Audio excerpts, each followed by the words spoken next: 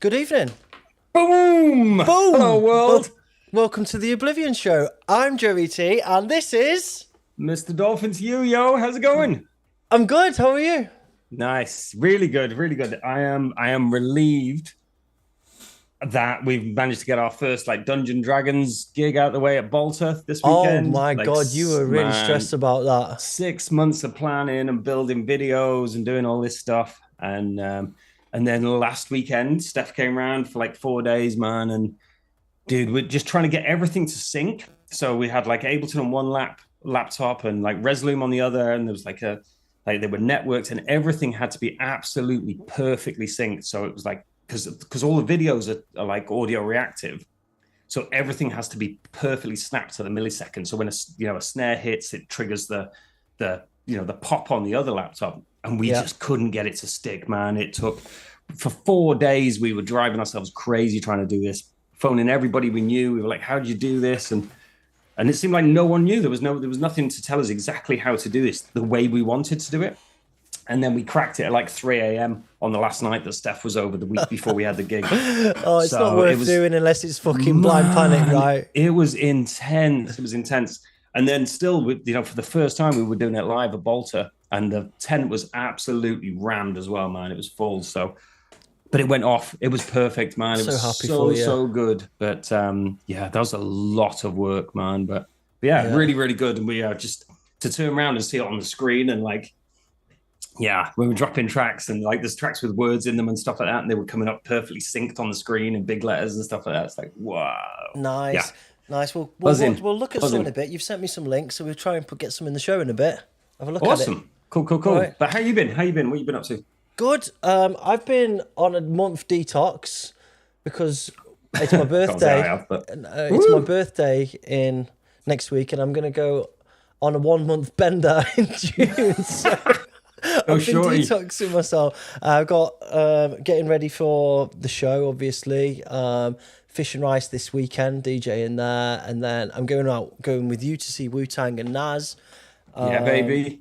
Cam's coming over for the week. And Jeff Con the week after, so a whole bunch of stuff. Dude, it's going to be non-stop, and then a holiday as well. Yeah, so I'm buzzing. I'm really looking forward to what's ahead, and it's been a nice, productive month getting my shit together. So I'm feeling good, man. It's all good. Amazing, pumped. Yeah, pumped. Yeah. So believe we've got a bit of a legend. Apparently, I was going to say the show isn't just about you and I, so I guess we should bring him on, shouldn't we? Welcome to Francois Chosen Few. How are you doing, buddy? I'm doing fucking fine. Yeah? Hello, world. Friends. What you been doing, man? Sleeping, music, parties. All the good stuff. All the good stuff. Yeah. Thank you so much for coming on the show. Yeah, You're man, for sure. Genuine legend. And just the sound of my youth, actually. And we were really, really chuffed when you said that you would come on. So really looking forward to this. Yeah, my pleasure, man. And thank you for inviting me. No worries. Sound of my DJ sets in the 90s, man. Totally. We've got so much to talk about later, man. So it's all good. I'm really excited. No problem, man. Definitely. And I think you got some beers there, so we can probably raise a beer together. Oh, you got Oblivion show beer. Wicked. Of course. Cheers, bro. Have you got one, bro? I'm on Desperados, but no. Oh, cheers. These are from Hardcore Beer. Thanks for Hardcore Beer for sorting us out. Yeah, man. Fucking tasteful and fucking awesome. Hey. I love the designs also. Yeah, we love them. Amazing. We love them. Amazing. So let's say hi to a few people in the chat. We've got a few people in. Let's look. We have got, let's scroll to the top. First of all, Lady Chosen Few. Hello. Hello, Shelly. Hey, Shelly. We got Umpa Lumpa. We got Ultra Relax, Acid Video Thomas. What's going on? Hey, Cam. Lars, Madra, Titus, Dolphinsky. That's me. Dean, I know. Dean Devastator. Antones, Andrew Butterfist in the house. See, Akira. Is Kin in? Kin. Yeah. What's up, Kin? Hey, Kin. John Pert, Danny, Cytosine, Carnage Core, hey Adam, bro, Marcel Cass, King Chuck. Gate System. Few Good to see you, new Bolter, bro. names in the chat. Oompa Loompa, Hotwood Beaton. I don't. Don't Harrow even be try it, thy Joe. name. Harrow be thy name. There's an artist from one of the last shows. Who else have we got? ImDaBanana. Bonesy's Bonesy's in the house. in the house. Hello, mate.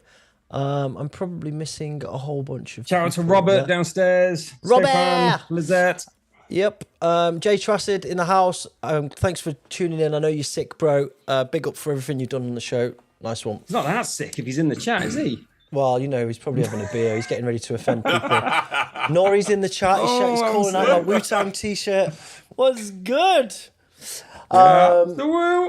John Pert, Lars. Somebody's already calling out for shots. Great. Francois, I don't. so I you don't know, have. if we get to 100 likes on the stream, we do shots.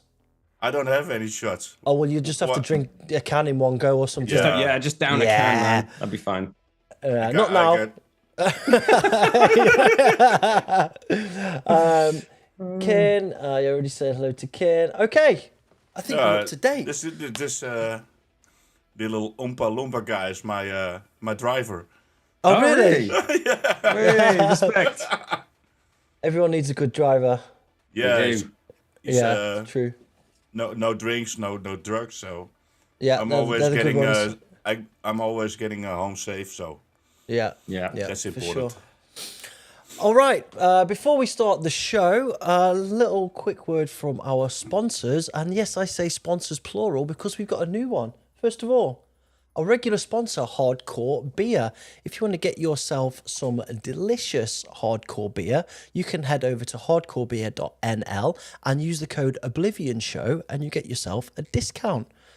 They sponsored the show and they've done Oblivion Show beers. They've done ones for our releases, and there's also lots of different collaborations with different people and some limited edition beers as well, and they're all absolutely banging.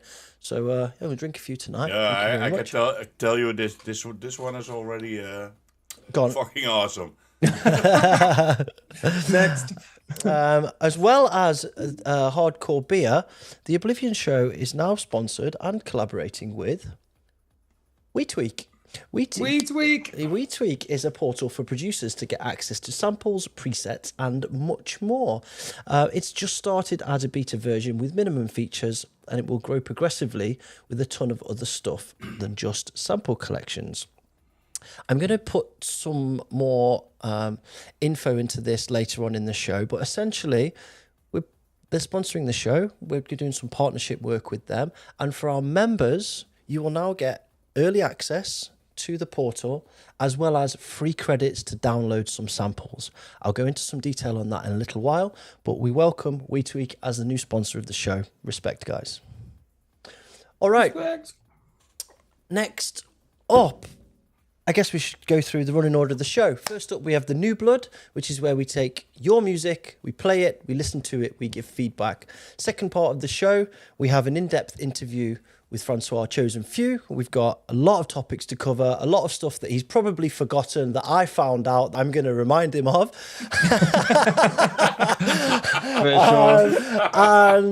And after that, we've got the What's Hot section and something different at the end. So, without further ado, we're going to go into the New Blood section. New Blood. All right, first up on the New Blood section this month, we have got Agent Zero with Mechanized Processes. Let's go.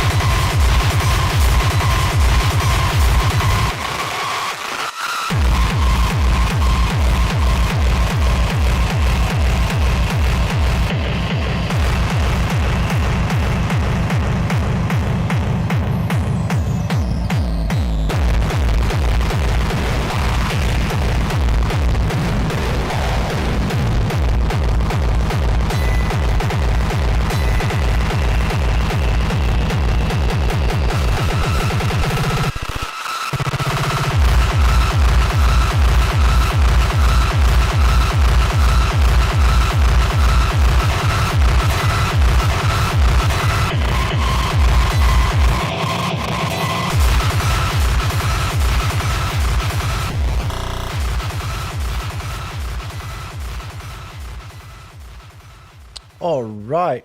Woo, that was heavy. Wow. That was heavy. That was a heavy start to the show. It was. What do you think about that one, Francois? Fucking awesome. Yeah.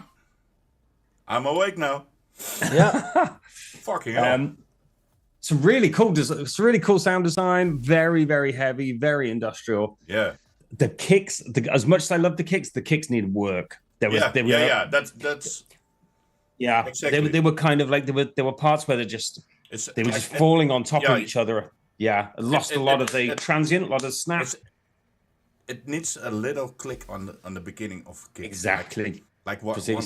Like 100th of a second. Yep. Just to give this kick the. Yep. Yep. That's what I missed. But the rest was so fucking awesome. Yeah. Yeah. Loads of power, loads of fucking raw. I think the like some of the hats and the percussion could have come up a little bit. It just needed a lot more transience is all it needed to to make it really stand out and give it all that little punch in the hats and in the kicks. Yeah. But I loved the vibe. I loved the kind of just dark, grindy, gritty, heavy. I was so listening into it. I was like, whoa. It had that kind of warehousey techno kind of vibe, right? Where you just kind of get lost in the music. Fade out. Yeah. And I think there's a few people in the chat saying reminds me of old Enzyme stuff. Yeah, Jay, Nori, Make Believe shouting Industrial is back. Nano Storm saying he likes this. Everyone's a really big fan. Really good track. In my sets, I also play industrial in between of the early and in Millennium. So I love this. But it only needs a little. Yep. Doesn't need a lot. A little bit of on the kick. Yeah. All good. So a little bit about Agent Zero. My name is Agent Zero. Hello. Hello. That's my father. Hello, father. How you doing? Hello. Right. He doesn't hear anything, so. Okay. Give him. He's curious. So, my name is Agent Zero, a detective which is uncovering yet unknown or declassified music and releasing it to the public. I am from Maastricht, Netherlands. This track is part of the Industrial Revolution album, which has that raw, old school darkcore and industrial sound that I love. Curious to hear what you think of it. Check out my other releases on YouTube, Bandcamp and Spotify. Thank you for giving us the opportunity to showcase our music. It really means a lot. Well, you're very welcome, dude. Like, really welcome. And it gives me great satisfaction to see you coming back over and over again with more music and developing your sound. So, yeah, let's try and get a release sorted at some point because I'm feeling it. And, so those transients out, bro. Yeah, definitely. Keep it coming, man. And it's all good. And probably a bit more mastering. Yeah, we can work that. But that's the easy stuff. Yeah, we can help that from the label, no problem. Okay, nice one, dude. Next up, we have got a member of the community. ImDaBanana, apparently. Let's go. Okay. Me as your pilot on the river Styx.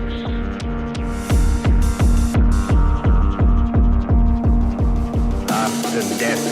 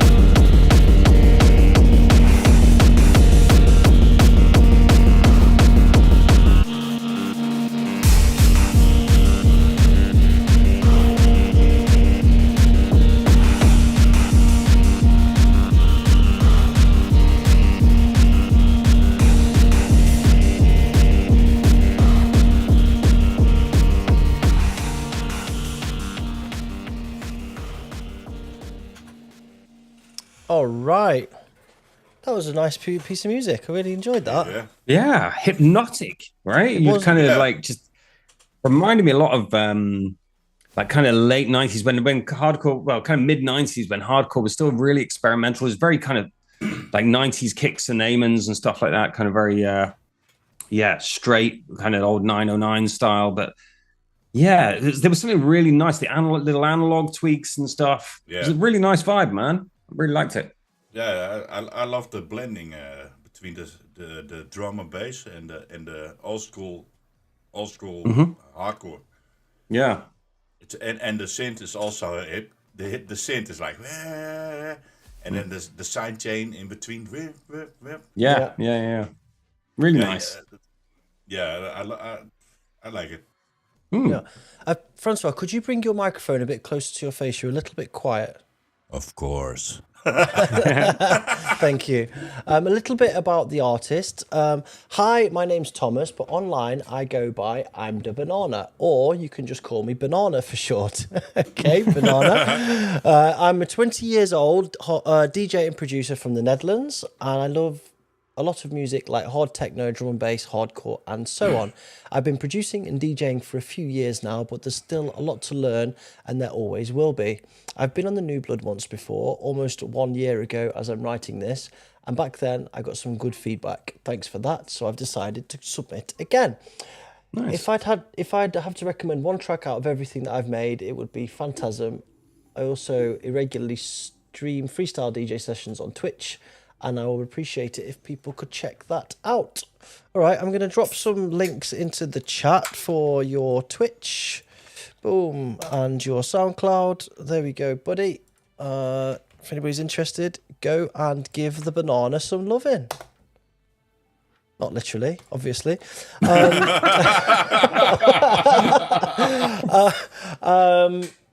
Any advice, guys? No, I have no clue. No, I don't know. It's all good. It's all good. Yeah, I mean, there was a very, for me, very kind of 90s vibe on there. It wasn't trying to be anything modern or new. It was kind of, using old elements in a kind of respectful way. They wasn't trying to, smash it or do anything. It was like a kind of like mid 90s hardcore. It's the same what I will do now. Right. Yeah. You're not trying to do something like completely ultra modern. You're not trying to be someone you're not. You're just doing your thing. Yeah. I also love the low end in the 909 or in the bass line. It was really pure. No over. Yeah, no, there were lots of overtones of distortion, and it was very. It just fits. Yeah, really cool. Very, very classic, very traditional kind of production and stuff, which was nice. I thought, if anything, the amens could come up a little bit. I think there were certainly in the intro there was bits where there were little switch ups with the amens were a bit too quiet, because done with being a bit brighter. And the amens seemed to get brighter in the middle section, in the kind of where it was amens and bass. Yeah, and obviously we say this a lot, a bit brighter on the percussion and stuff, but if he's trying to do a kind of mid 90s kind of track, then it wouldn't be as bright as it is, as we do now. We don't have all those transients and stuff. So but yeah, cool. I love the vibe of it though. I like that it was kind of like, it was one of those, like you said about the last track, it's kind of one of those where you just lose yourself in it a little bit, just kind of like the analog stuff going on. Just feels like nice to flow along to. So cool. Nice job, man. Nice job. Yeah. Nanostorm says, boom, here we go. Like it a lot. Reminds me somehow of old Christoph de Babylon at Fischkopf, Hamburg, but in a more modern sense. Nice take, bro. I guess kind of mid-late 90s. Yeah, kind of. That's what he's alluding to. Yeah. Awesome. All right. Keep up the great work. Thank you for submitting. And shout out to King Chuck in the chat and Vixen. How you doing? Welcome. Good evening. Ooh. Good evening. King Chuck is my friend. Chuck. Welcome, Chuck. I play a lot with him on parties. Cool. Okay. Yeah. Hey, welcome, Chuck. Welcome. Okay, next up we've got PSYKOMANTEUM with The Last of Us. Let's go.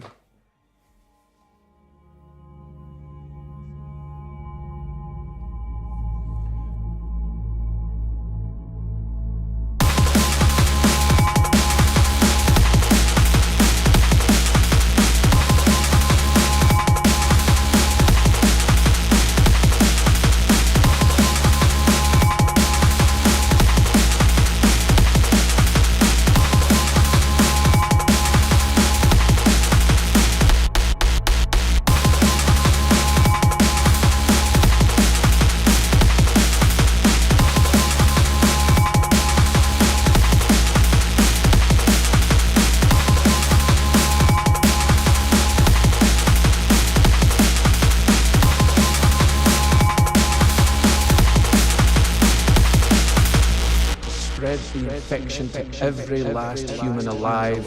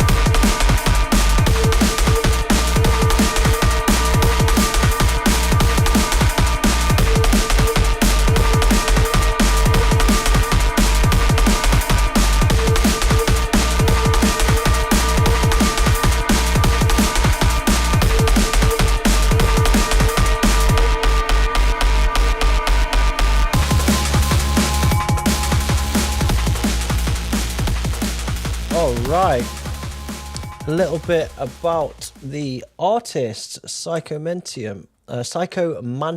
Sorry. I go by the name PSYKOMANTEUM. I'm from Victoria, Texas.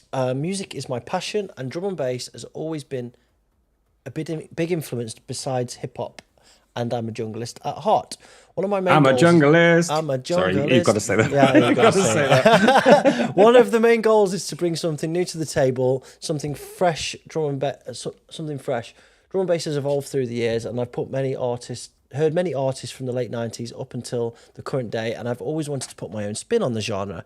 I'm still mastering my craft and learning and progressing as I continue my journey to create something that I myself would like to be heard at raves throughout the world.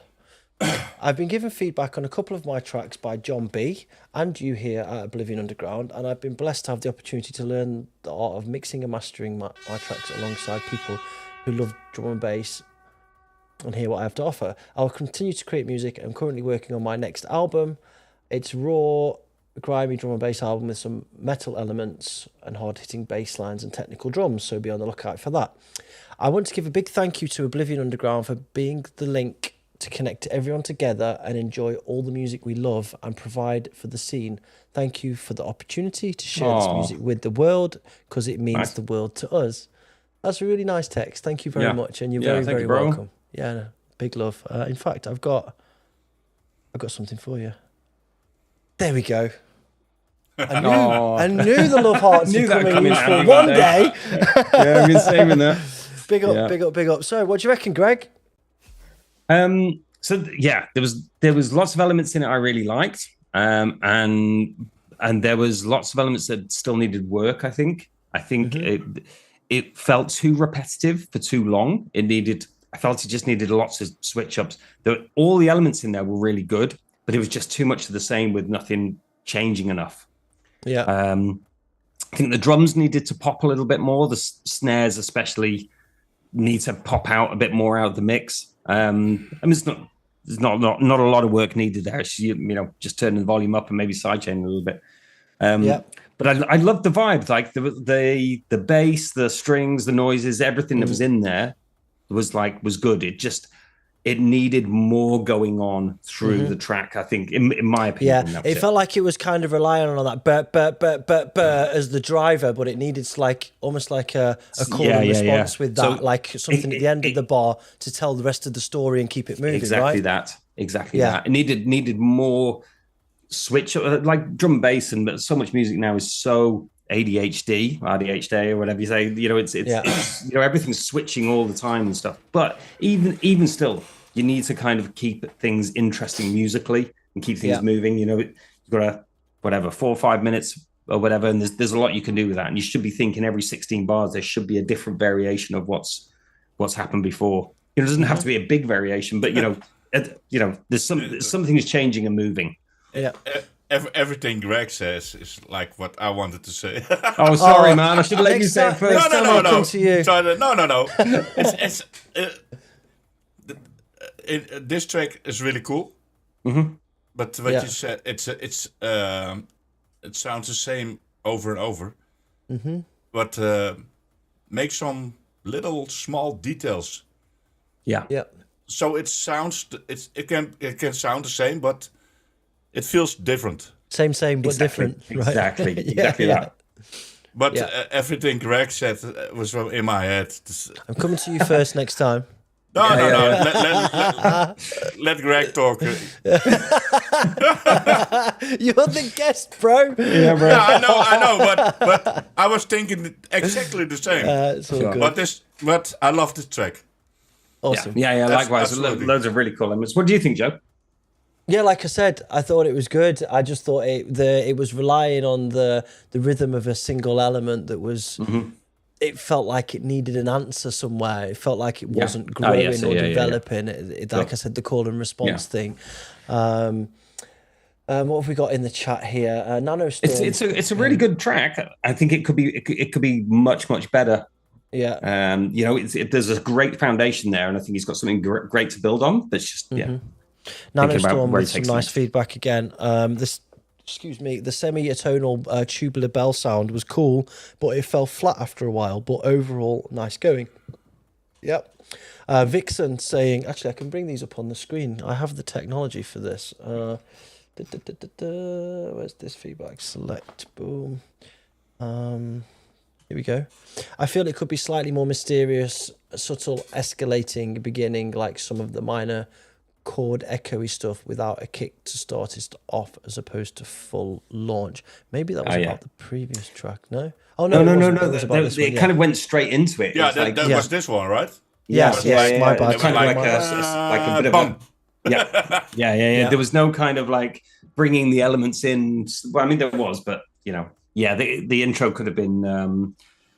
But a bit more nuanced. It only makes track longer, but it's no different. It's no different.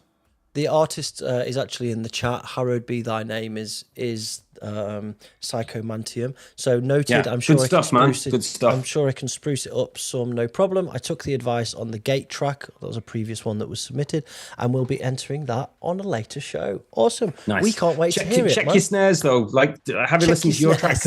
Compare it to like a lot of other similar styles. Check your snares. Where's your snares at? All right, next up we've got Indefinite with Time. Let's go. Gentlemen, all I'm asking you to do now is to witness a demonstration of the possibility of movement within the fourth dimension.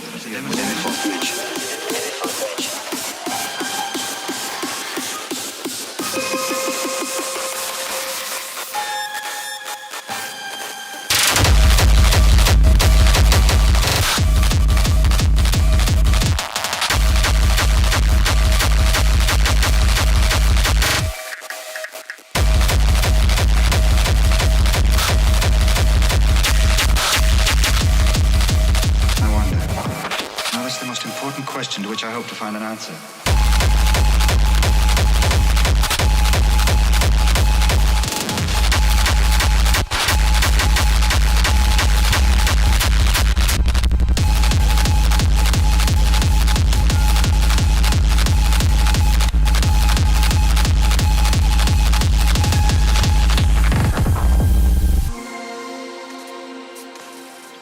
When I speak of time, gentlemen, I'm referring to the fourth dimension.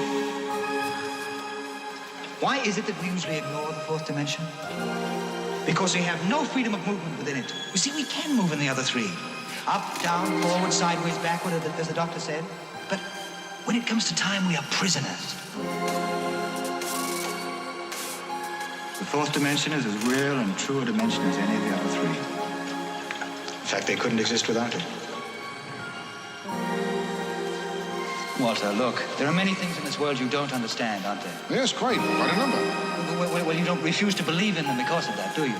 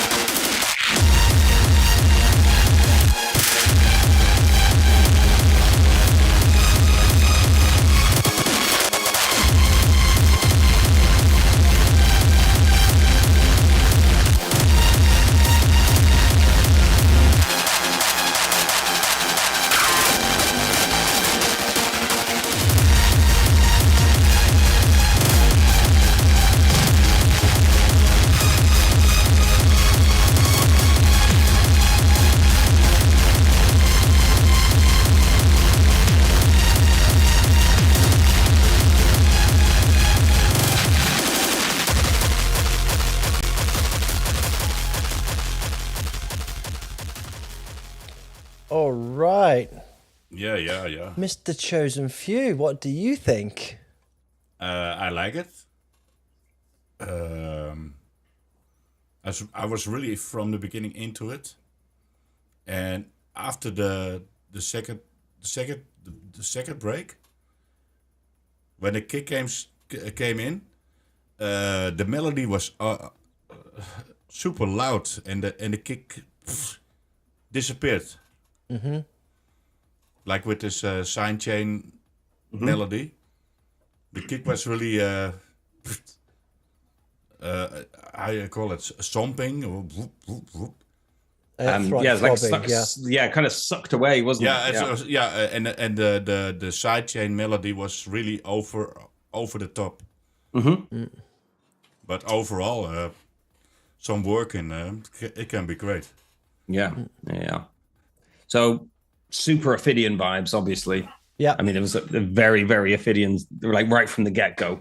Yeah.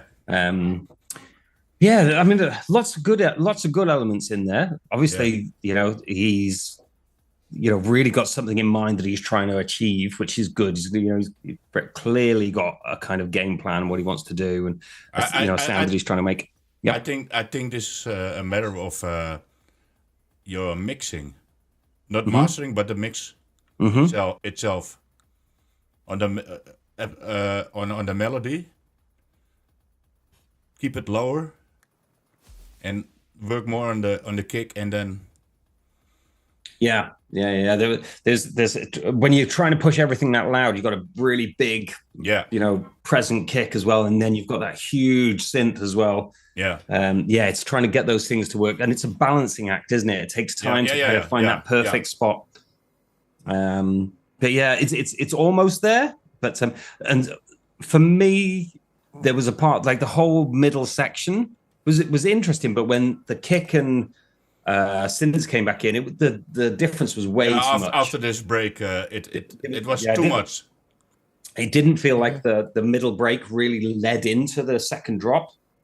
It was just like, here's this, and then bang, here's this. Yeah. There was no story or transition or lead into it. There was like, kind of really interesting little samples and just give people a heads up with something. There was a little twister or a kind of a very short. It yeah, it's just bum. Yeah, and I think there's a whole opportunity there to do something really interesting, to build into that, really create the tension before you let go with it. Because you already have vocals in the track, so use something from this. Sure. These vocals before you throw it in again. Mm-hmm. Yep. Yeah, I despite the technical shortcomings, shall we say, I'm very, very happy that somebody's got the balls to make that kind of music like that. Yeah. Somebody's doing that, right? That's brilliant from my point of view. That's no easy undertaking to kind of try and do it. Because that's not an easy style to make. It's not like no. He's going in at the deep end and trying. And let's just put this into context, right? What's the name of this artist? Idefinite. This is a 19-year-old guy, I think. Wow. I assume a guy. Sorry if it's not a guy. This is Storm, 19 years old, from the Netherlands. I've been going to that hard dance parties ever since I could. And for the last years, industrial hardcore has taken over my life. And ever since, I've been trying to put my vision on the genre. My main inspirations are probably Future Noise, Mad Dog, and Jipe. Magra from Red Flag, from the community, actually told me to send some of my tracks in here, so I hope you enjoy. Awesome. Listen, I'm very happy that you have, because I hear something that could be magnificent. So take the advice on board that these guys have given you, and please come back and please keep submitting, because the fact that you're 19 and you're obsessed with industrial hardcore and you're going and to make this specific type of industrial hardcore, that's big, and we need more people like you. This is very, very difficult to make. So props. Please keep it up, and please come back, and please join our community on our Discord if you haven't already, and come and say hi and see what we can do together. All right? Nice. Keep growing, man. Nice. Keep growing. Next up, we have got Antones with Something in My Mind. Let's go. Something in my mind. Trousers.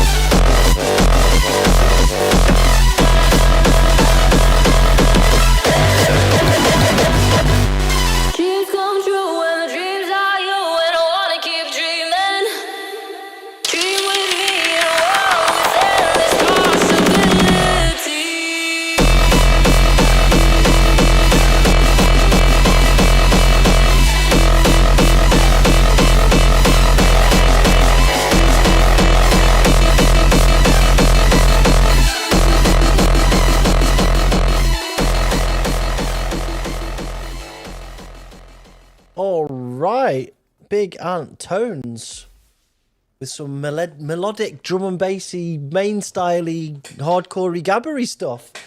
A little bit, some words from the artist. I wanted to do a track with the female vocal and only use some Expert Serum presets. It, on average, takes me 6 months to make all my sounds from scratch, so I thought, fuck it, make a sample pack tune, and this is the result. It took me 4 days to make this. For me, that's a miracle. As for Chosen Few, his tracks were the tracks of my raving days. Your amazing filter-orientated tracks were legendary. Thanks for playing my music, Joe and Greg. Big up. Big up to you, two Antones. What do you think about the track, guys? Yeah. To you first, Francois? It was a lot, but... It was a lot. Yeah, all these sounds, I was like, woo, wow. Okay. But, no, this I think this one was really, really, really good. I need to hear it again, man. You need to hear it again? All right, I'm going to play the last half of it. Since you asked so nicely, let's play the second half again. Let's go.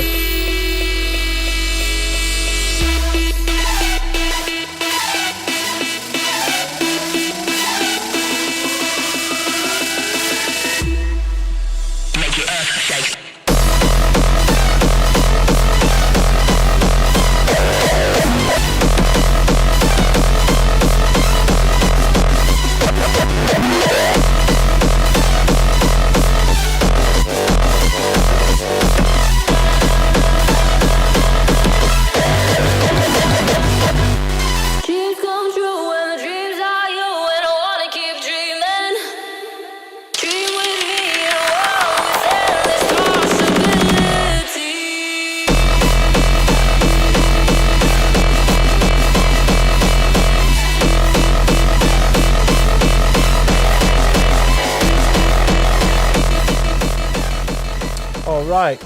Yeah, man. There we go. Right, so now what do you think? Yeah, cool. I like it. Yeah, I like it. Only in the kick, the main kick, because after the break that was the main kick. Mm.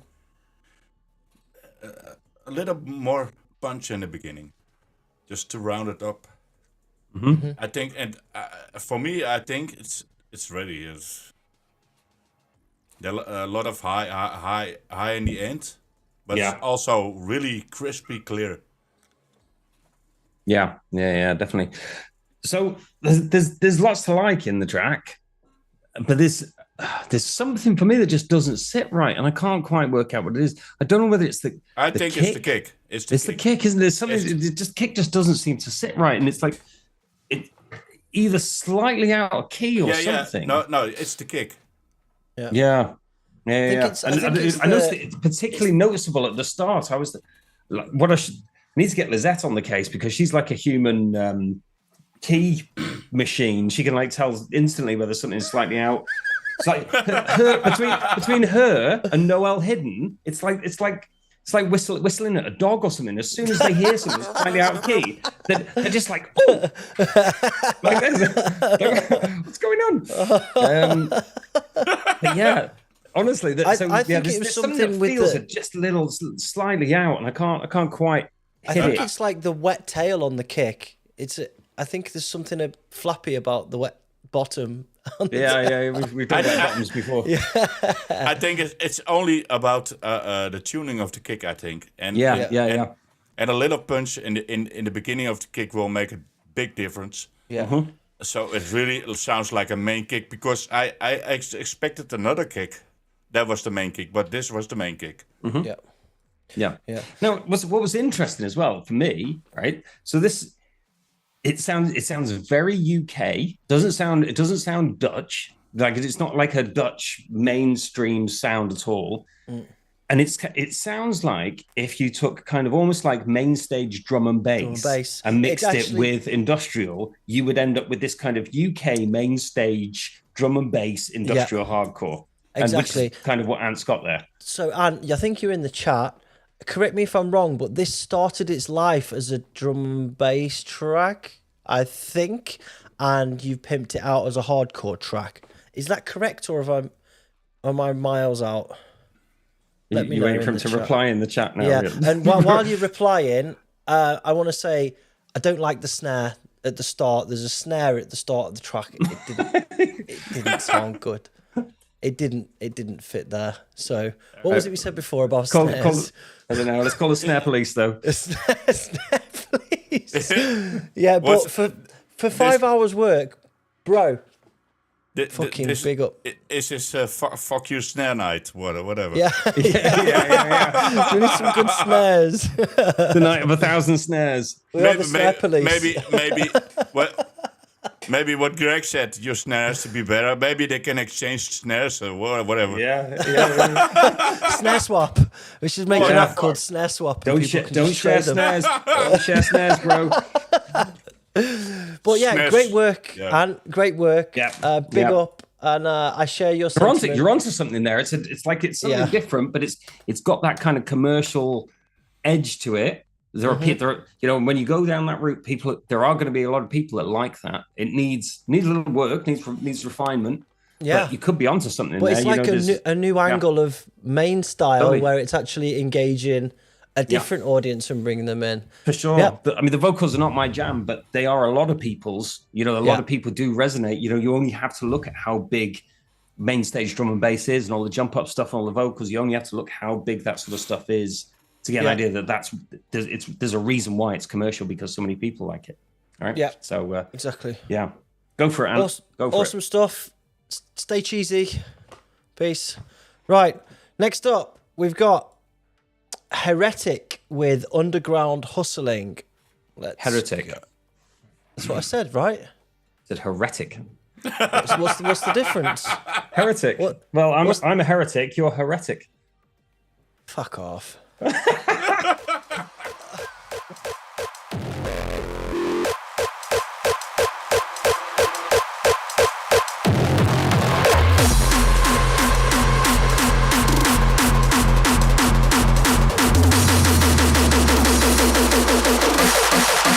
Underground hustling. Westside rolling all day, every day. Got your bitch open, you're fucking with heavyweights. Lightweight, stay on my space. And stay the fuck out of my face. Stay the fuck, stay the fuck, stay the fuck, stay the fuck, stay the fuck, stay the fuck, stay the fuck, stay the fuck, stay the fuck, stay the fuck, underground hustling. Underground hustling. Need that money coming.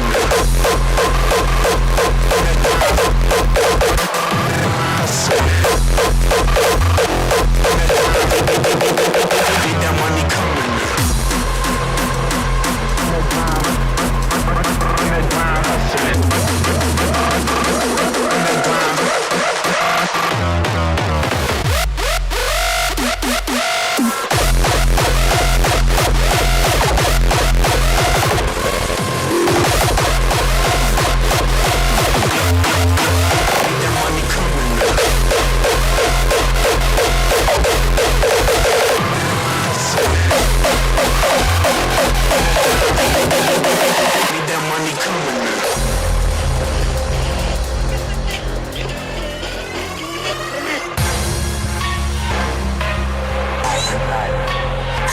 Underground hustling.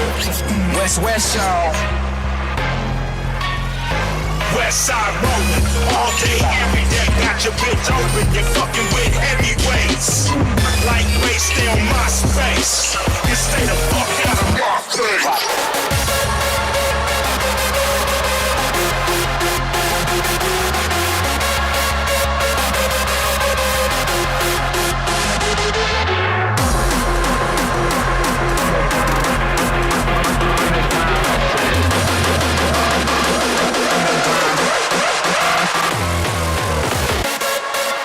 Underground hustling.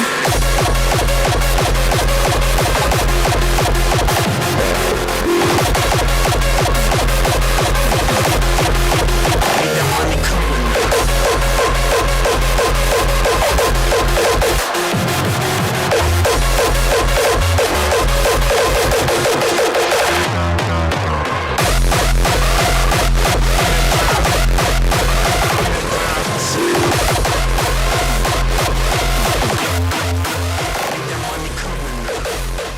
Yo!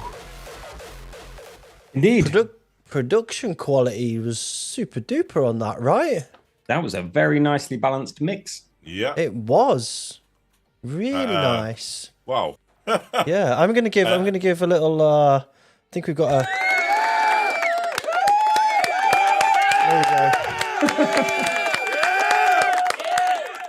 Big up, man. Big up. A little bit about the artists, quickly. Hey guys, DJ Heretic here, or Heretic. Heretic. It's not heresy, is it? It's not heresy. It's heresy, darling. Heresy. Anyway. What DJ the fuck? Heretic here. I'm a homegrown DJ from Birkenhead. Hey up. I'm currently studying level 3 production and performance in college. I've been DJing since 2005 and played my first DJ set at a Horizon in 2008. Shout to Big Worm. I play mainstream gabber and Frenchcore and a little bit of industrial techno.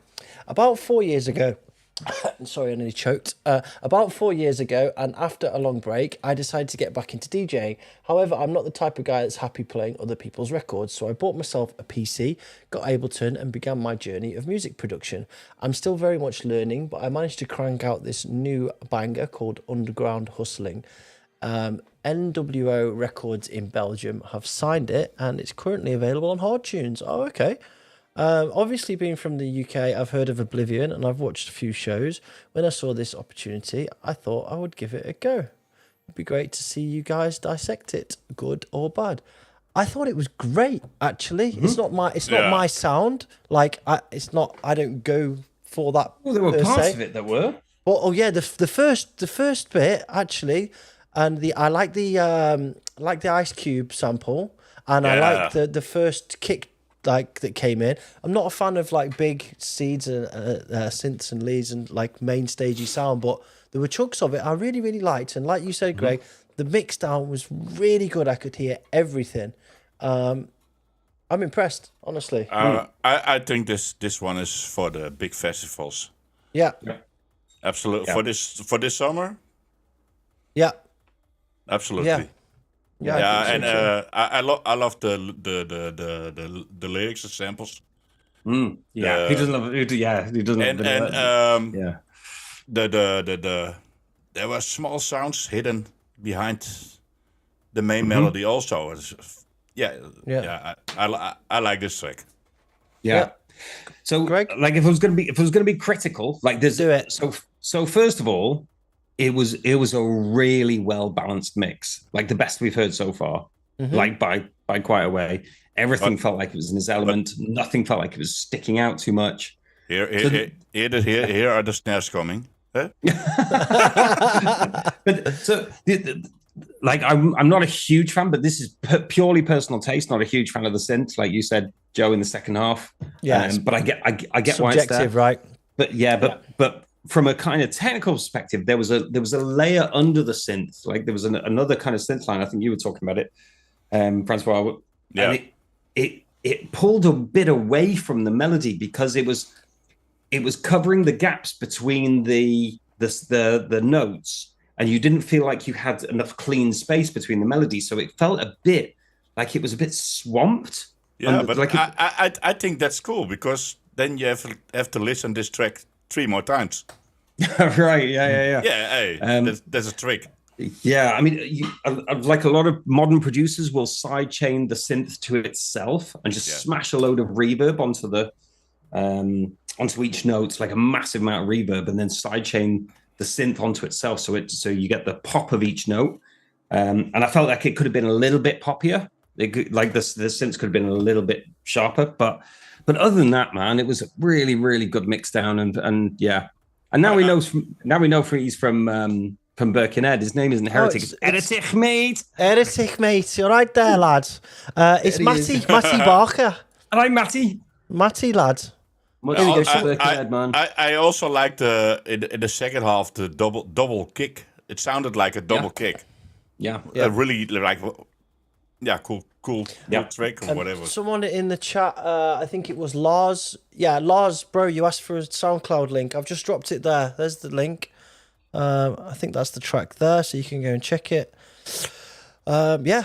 Really, really good work. Matty, that was sick, man. Has he got a track called Cockblower? What? Cockblower. Oh, that's somebody else. That's somebody. Oh, is it? Oh, Frantic. You love it. You really you need to. You have a dirty mind, man. Yeah. A frantic cockblower, no less. Frantic. What the fuck? Oh man! Right, so somebody wrote on the last chat. It would defo pass out getting fucked to that. If that's not good feedback, I don't know what is. That's what more do you want? What more do you want? We should, yeah. Anyway, big up, nice one for sending it in. Thanks for reaching out, and I look forward to hearing more. And I wish you the best of luck, because I think you're going to get some success if that gets in the right ears. For sure. This guy made more music, or am I wrong? Let's have a look. Or Heretic, or Spring Mix. or maybe I'm confused with Heresy. No, Heresy. Yeah. No, there was a Heretic, I think, that used to release or used to be part of the London collective, really? Simon Underground's collective. I'm pretty sure there was a Heretic in that collective that's played at Live Evil. Down with Eli Muff's lot and that, was he? Am I thinking of someone else? Yeah, Vixen's London crew. I think I'm right. It's a clone. No, it's definitely not a clone. The worlds apart, but yeah. But yeah, cool. Nice one, Matthew. Appreciate you doing that. Good stuff. I think you're onto a winner, bro. Really. Next up, we need to get a move on here. We're getting a bit behind. The Dodge Junior with Check This Out, and so we do. What's your search? How do you want it done? I'm prepared to scour the earth right, motherfucker. If Butch goes to Indochina, I want a nigga hiding in a bowl of rice ready to pop a cap in his ass. Check this out.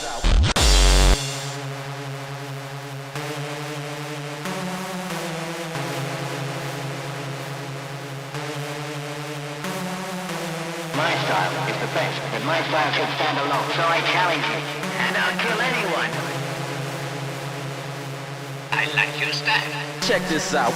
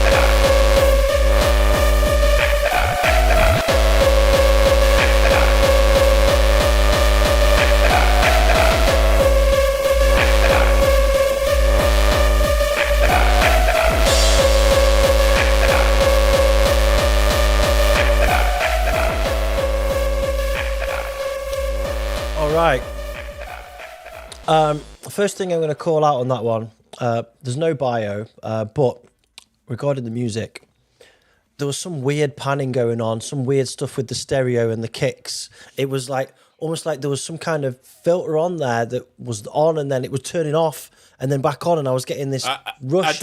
I thought it was you. No.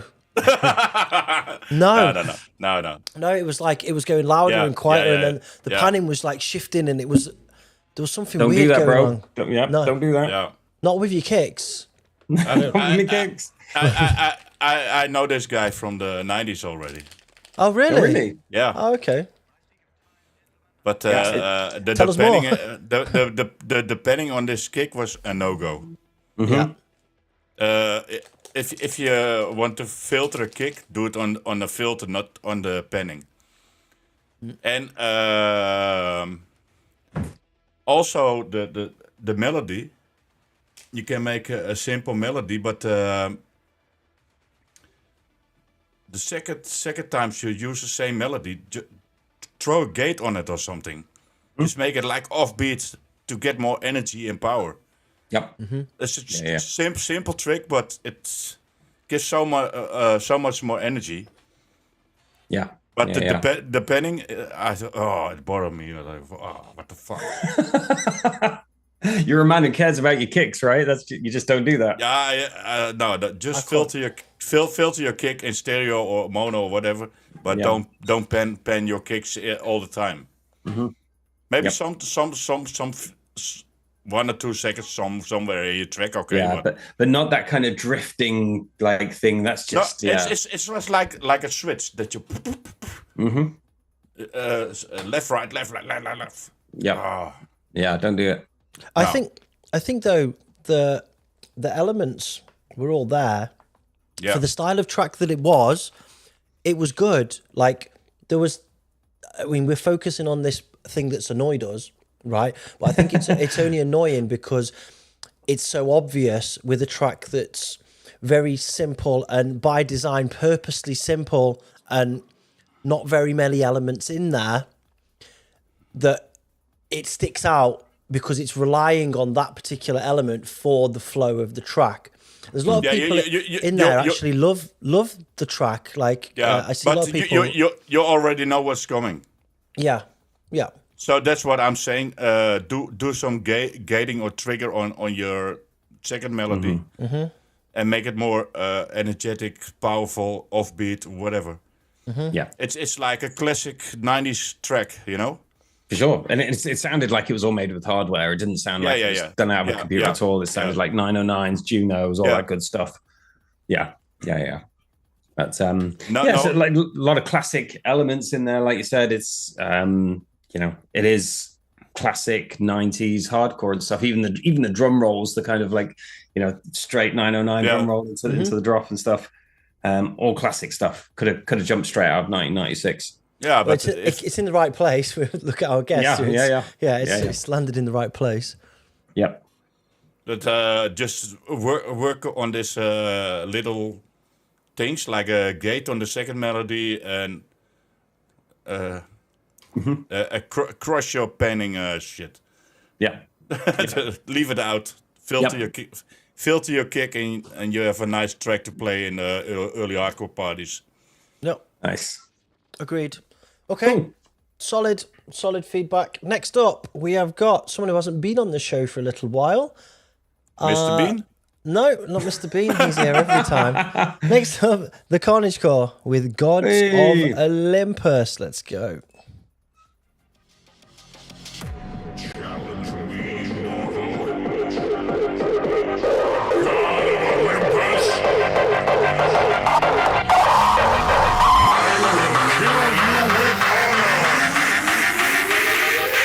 Which is more than you deserve.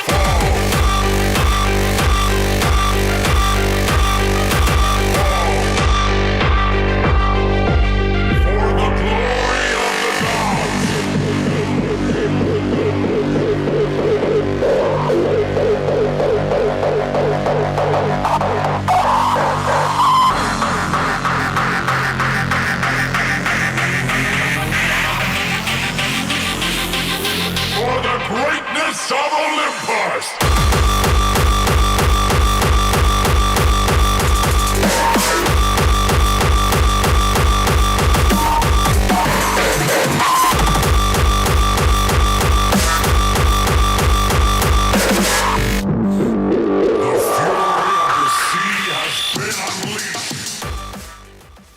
Right, that's a fucking snare. Okay? yeah. I like the snare. No, I like that a lot. In fact, the only thing that I didn't like about that track was the sample. I didn't like the Gods of Olympus sample, but that's a preference thing. A little bit about... Oh, go ahead. Oh no, I like the track, man. Wow. Yeah, me too. A masked duo from Slovakia. These guys are on here quite often. Members of the Drum Match crew. You can check out our other releases on Spotify and free tunes on SoundCloud. I love it. Big fan. Greg? Yeah, that was some really good like song structure, sort of like some storytelling through the song and stuff. That whole middle breakdown was really fucking good. Like the only thing that I thought could have like that personally I thought would have what I would have liked is when it switched in the middle breakdown, when it switched from the Amen to the kind of like hip hop speed drums, it felt a little empty between the kick and snare. I felt just needed a little bit of percussion in there, just some like kind of noisy stuff or something just between the kick and snare. And that's a tiny, tiny detail. But everything else, man, that was good.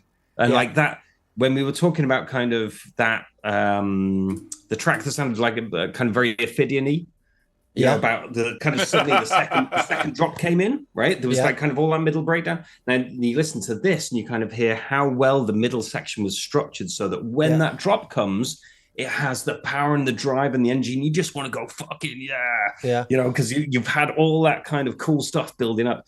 And you had amens, you had a hip hop break, you had like a half speed kick, and you had all these different elements. The edits, there was a bit where we were doing like a with the kick. Yeah, that was really cool. Fucking real cool, man. And they only did it once, right? I love it when they do stuff like that. Just a little touch, just to and stuff we talked about this before. Stuff like that, like kind of separate the kind of like the amateur producers from the pro producers. When you hear these like little like transitions or turnarounds that people only use them once in a whole tune. It's just like there it is. Have that. I'm just kind of showing off a little bit, and then you know, here's the rest of the track. There were 2 snares in there as well. I know we're obsessed with snares today. But there was, but a lot of people, really hard one. A lot of people use the same snare twice, or they will just like warp it so it's longer, or make it shorter, or just cut the tail off completely. But they were 2 different snares. There was a snare with a nice long tail, and then there was a shorter, just a hit snare, and just the use of that in itself it shows the attention to detail. We've said this before. I think the last time we sent a tune in, it's like, attention to detail is like using those, like sometimes you'll just use the right sound for the right place, and you won't just kind of like, That's really good. Yeah, I love really it. Good. Great stuff. Promising really good stuff coming from these guys. Maybe even something coming on Oblivion. Who knows? Yeah. Next François, up, did you have it? We didn't have François. François, sorry. What did you think, François? Sorry, my bad. I love the track.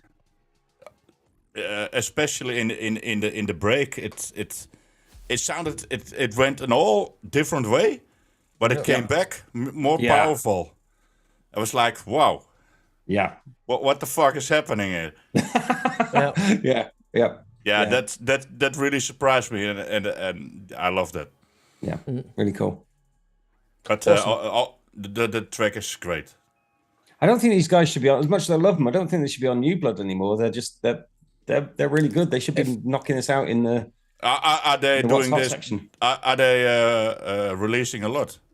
No. Well, we've or only on your show. We're going to sign something from them for sure. Yeah, they've been developing. I'm with sure the they've done New some stuff. And they've done some stuff. Yeah, on, they've had the prototypes. They had some prototypes. on the prototypes. Let's just have a quick look. This all mixing and I think mastering. It sounds already flawless. Yeah. So I'm going to drop this into the chat now because you can go over there. There's some free music available on their SoundCloud. So here is the SoundCloud. Yeah. There we go. Send them dick pics to their email. Send dick pics here. Part of drum match, prototypes, other side. They got a fourth coming on Oblivion. I'm not gonna. Yeah, well, you should do see if the drum match guys would be up for doing an Oblivion thing in Slovakia or somewhere. I've already inquired. I speak to Adam actually regularly. He plays Call of Duty, so I've been having some games of Call of Duty with him, carrying him through Warzone. Isn't that right, Adam? That's Slovakia pretty much. Yeah. So someone's asking for kick pics in the chat.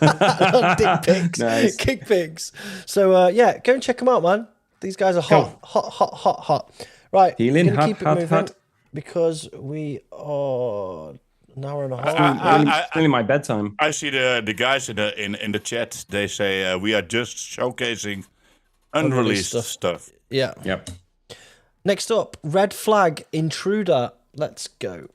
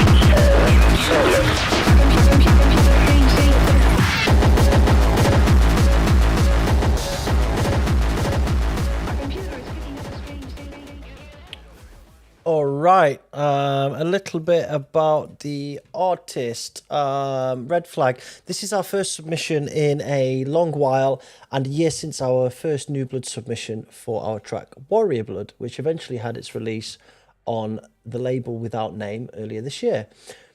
Intruder is our first attempt at going into a more death chant Hong Kong violence style, focusing on integrating breakbeats and different kind of kicks to keep things interesting.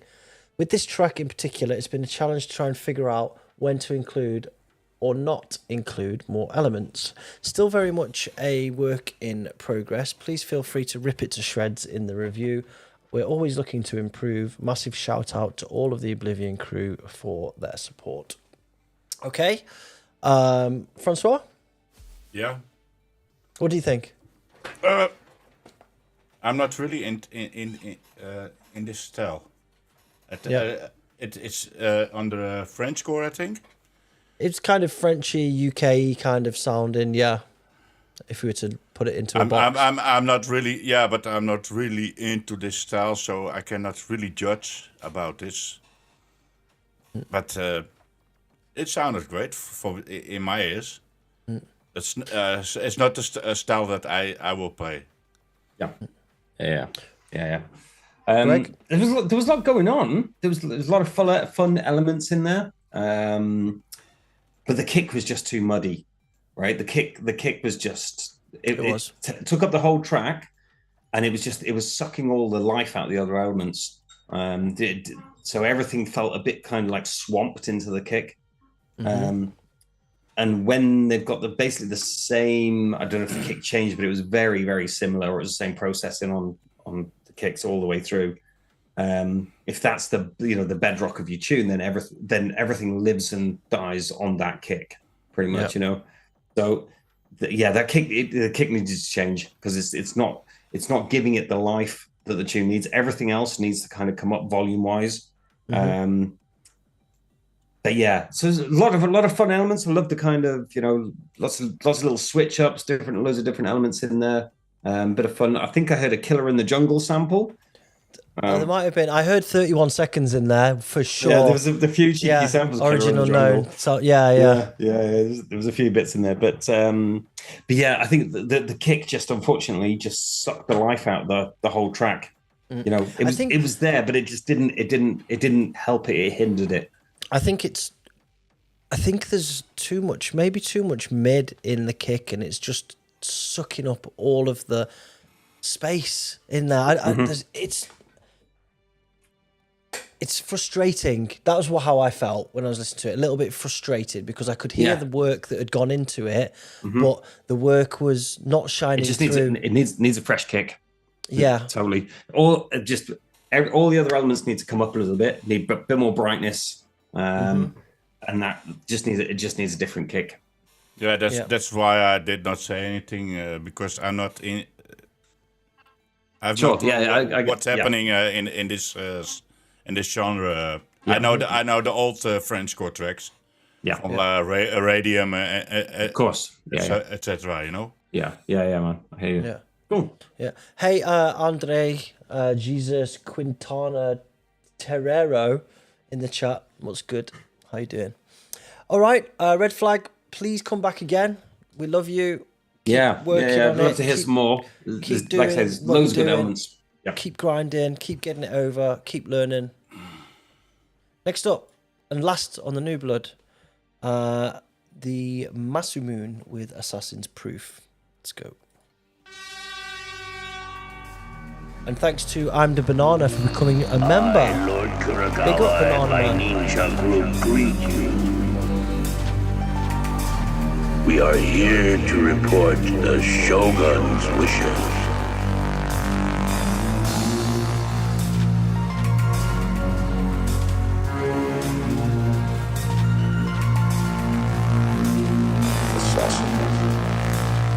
In fact, they say that. But you'll have to show me who you are, something to assure you.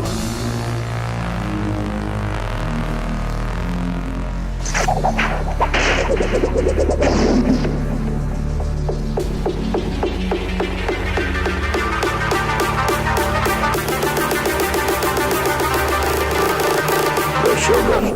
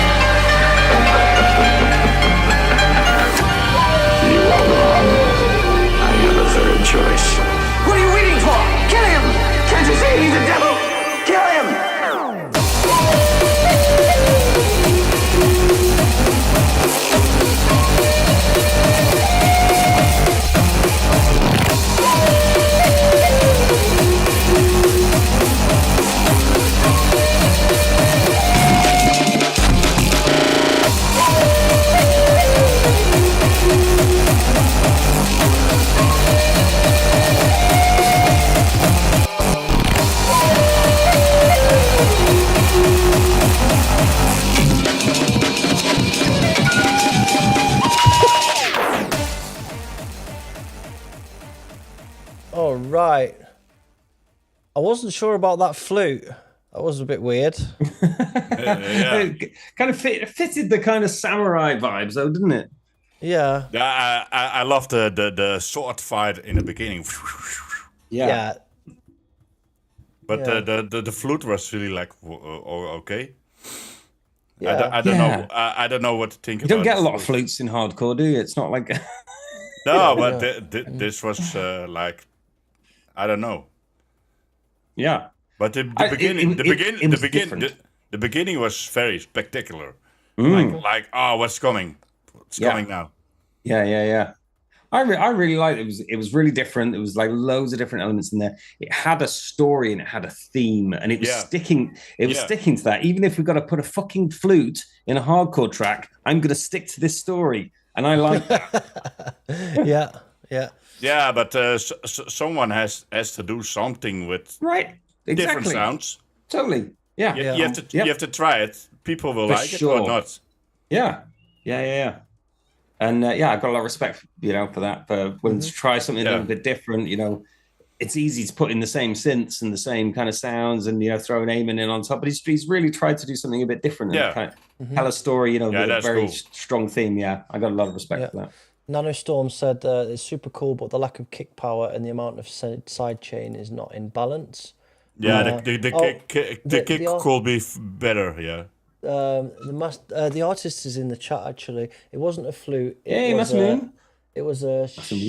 I can't even say that. Shakademus and Pliers. Shakademus. It was a Shakademus and Pliers sample. It was a Shaku Hashi sample excerpt to fit with the feudal Japanese vibe of the track. We were joking about the flute. I mean, obviously it's not a flute, but yeah. Yeah, it just surprised me. I wasn't really into it, but the rest of the track I liked. So take what you want. Maybe push the flute. Flute core. It's so much easier to say than whatever that was. Japanese pan flute, whatever how you call it. Push it more on the background, just as an atmosphere. Yeah. Or in the breakdown. I think the thing that disturbed me the most was it over the kicks, and it has like it doesn't just hit, it kind of has the bit before the rise of the flute, kind of like that, and it just disturbed me. It felt like I was, It took over the track. Yeah. In total. Well, fuck you all. I'm gonna go off to write some flute core now. I'm just flute core. the dude started something, and I'm gonna jump on that bandwagon. Yeah. Amazing. Right. Nice. Okay, well, that was the end of the New Blood. So I get. You can go in P now. Yeah. A lot of people saw the app. Yeah, I know. For some reason, the thing that I was sharing changed in OBS while I was midstream, and it shouldn't do that. So hopefully we don't have any more mishaps. So my dick pics are okay. Your dick pics are okay. Mandy Party Pictures has just popped up in the chat. Hey, okay. Mandy. Which sounds either like a bot or a kind of like weird kind of like sexploitation. Do you know Mandy, scam. Francois? Mandy Party Pictures. Yeah. Okay. Really? Hey, Mandy. I know a lot of people. Amazing. Oh, Mazumi says it's a shakuhachi. It's a Japanese equivalent to a flute, I suppose. I appreciate the comments and criticism nonetheless, guys. Thanks, love you guys. Yeah, we love you too, man. I know what he means. I think. Yeah. Because keep it up anyway, for sure. Yeah. For sure. We need more flute. We do. I love all this stuff, man. I love cowbell and flute. Yes, indeed. Yeah. Ding, ding, ding. Yeah. Yeah. All right. Yeah, so that's the end of that section. I'm going to do a little bit of propaganda. If you want the toilet, cigarette, whatever, then now's your time, Francois. I'm going to talk about our membership scheme. So, as I alluded to at the start of the show, we have a membership scheme. Now, you don't have to become a member to enjoy the show. You can just enjoy it completely free. But if you'd like to support us, then we're presenting the opportunity for you to do that. So you can do that in various ways, but one of the ways is to become a member of our channel. Now, we do give rewards for people that join our channel, so it's not just a one-way relationship. And I'm going to talk through those now, and I'm going to talk through some of the new perks that we're going to be introducing.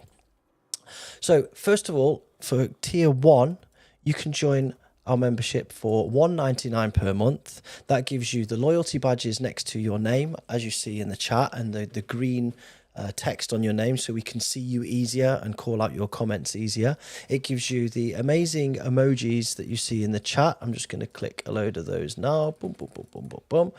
They are available for everybody who's a member to use. You get 5% discount at oblivionunderground.com for all purchases. You get shout outs because we can see your name more vividly. You come up on the priority list for shout outs. You get access to the community, and you get Discord member rank, which means you can access the high quality video, audio and game channels within the Discord and the members only thing. Okay. Level 2, it's $2.99 a month. You get all of the things that I said before, but you also get free Oblivion Underground digital releases when they come out. Every time you get that sent to you on email. Actually, it comes up in the YouTube community. Priority notification for merchandise drops. As you all know, our merchandise drops are extremely limited edition. So if you're a member, you get first notification of those, and you can reserve them normally for a lesser price than they go on final retail for. So that's a nice benefit. And then we have members only live chats and mentoring sessions that we do with some of our members. You have access to that too. And some of the stuff that I'm about to talk about will make more sense in a moment with regards to that. Tier 3, this is kind of for our super members. So for this, you get vouchers at Oblivion Underground and Hardcore Beer. They appear in the YouTube community tab regularly. You get early access, so you get our digital releases when they come out. You get that at the same time as the artists and DJs promotional mail lists. So you get that like weeks sometimes before the actual public sales, and you can use that for whatever you want. Entry into our competitions, exclusive members only videos, and priority reply to comments. That's for things like the Q&A, etc. Now, I said at the start that we had a new sponsor, so I wanted to just give you some news on that. Oblivion show is now sponsored by WeTweak. And we've struck a deal with WeTweak, which means that all of our Tier 3 members will now get immediate access to the WeTweak beta, and they will get 50 credits to spend at WeTweak. If you don't know what WeTweak is, it's a sample pack / VST / presets portal, if you like, at the moment, which is currently in beta. It's from the guys that did Fragment Audio, and what they're aiming to do is give back to professionals within the producer, hardcore and other production communities, to support revenue for pro artists and connect newcomers with the right tools to get inspired and improve their sound. There's going to be many VSTs, services like coaching with artists, AI feedback analyzer, and a ton more, and anything that can help every level of producer in any genre. At the moment, they're focused on their community to get feedbacks and improve with the needs they are facing, and any feedback or idea is welcome. All early supporters joining will now get access to all features, VSTs and new stuff before anyone else when we will go public. So I just wanted to demonstrate this to you as it is at the moment. So you can actually go in here. These are the credits score here, look. So this is how much everything costs. Remember, we'll be giving people 50 credits. So if we just put a kick, maybe I can put UK kick here. We can pick a BPM 200. Let's pick a key.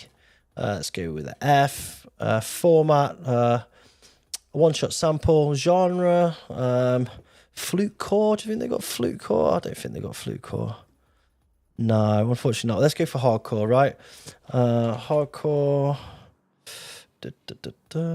Any snares, mate? Any snares, mate? Hold on. Hardcore. Surely the hardcore's in here. Yep, here we go. Hardcore. Right, so if I do a search on this, all right, I've fucked that up by putting UK kick specifically, I think. Search.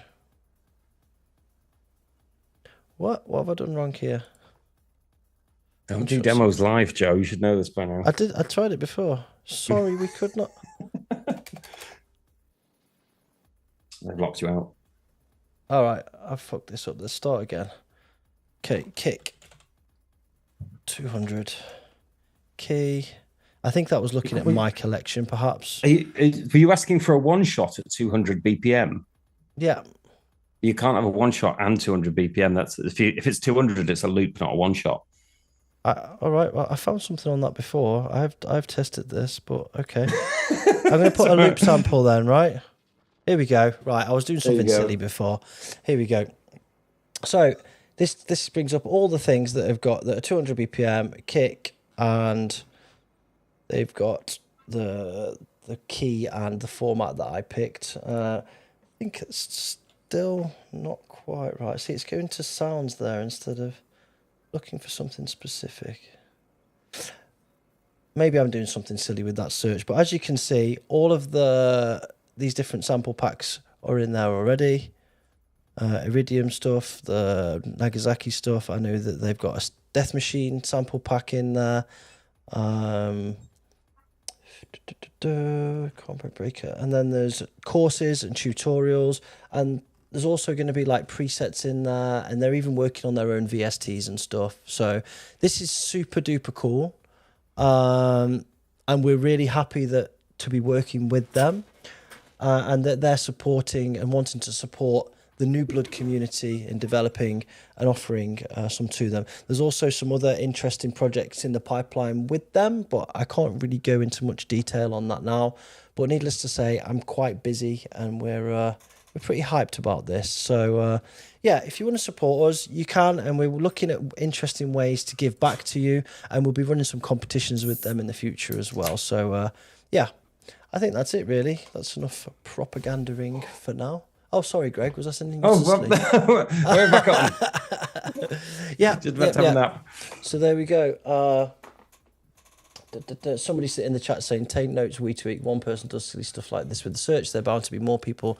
Yeah, maybe I found a bug there. I don't know. But like I said, it's in beta. They're developing it now. But I think it's really cool that somebody's really passionate about giving back. I have quite a few meetings with Dave, homeboy from there, and he's really genuinely passionate about making sure that people get the correct split for their work, but also making sure and helping people develop, and very passionate about underground hardcore, despite being, this is kind of targeted to all different audiences and musical genres. He's got his roots in hardcore, and he's really passionate about making sure people get what they can from this. So yeah, it's exciting. Big ups. Yeah. Right, next up, Francois, it's time. Yeah. It's time to do you. We're going to do the interview. We're going to talk about you. So, Francois, are you ready? Francois Chosen Few, a.k.a. Angel, a.k.a. Bassground, a.k.a. The Seduction, a.k.a. DJ Pride, a.k.a. Kirsty, a.k.a. Strontium 9000, a.k.a. The Drunk Team, a.k.a. The Original Gabber.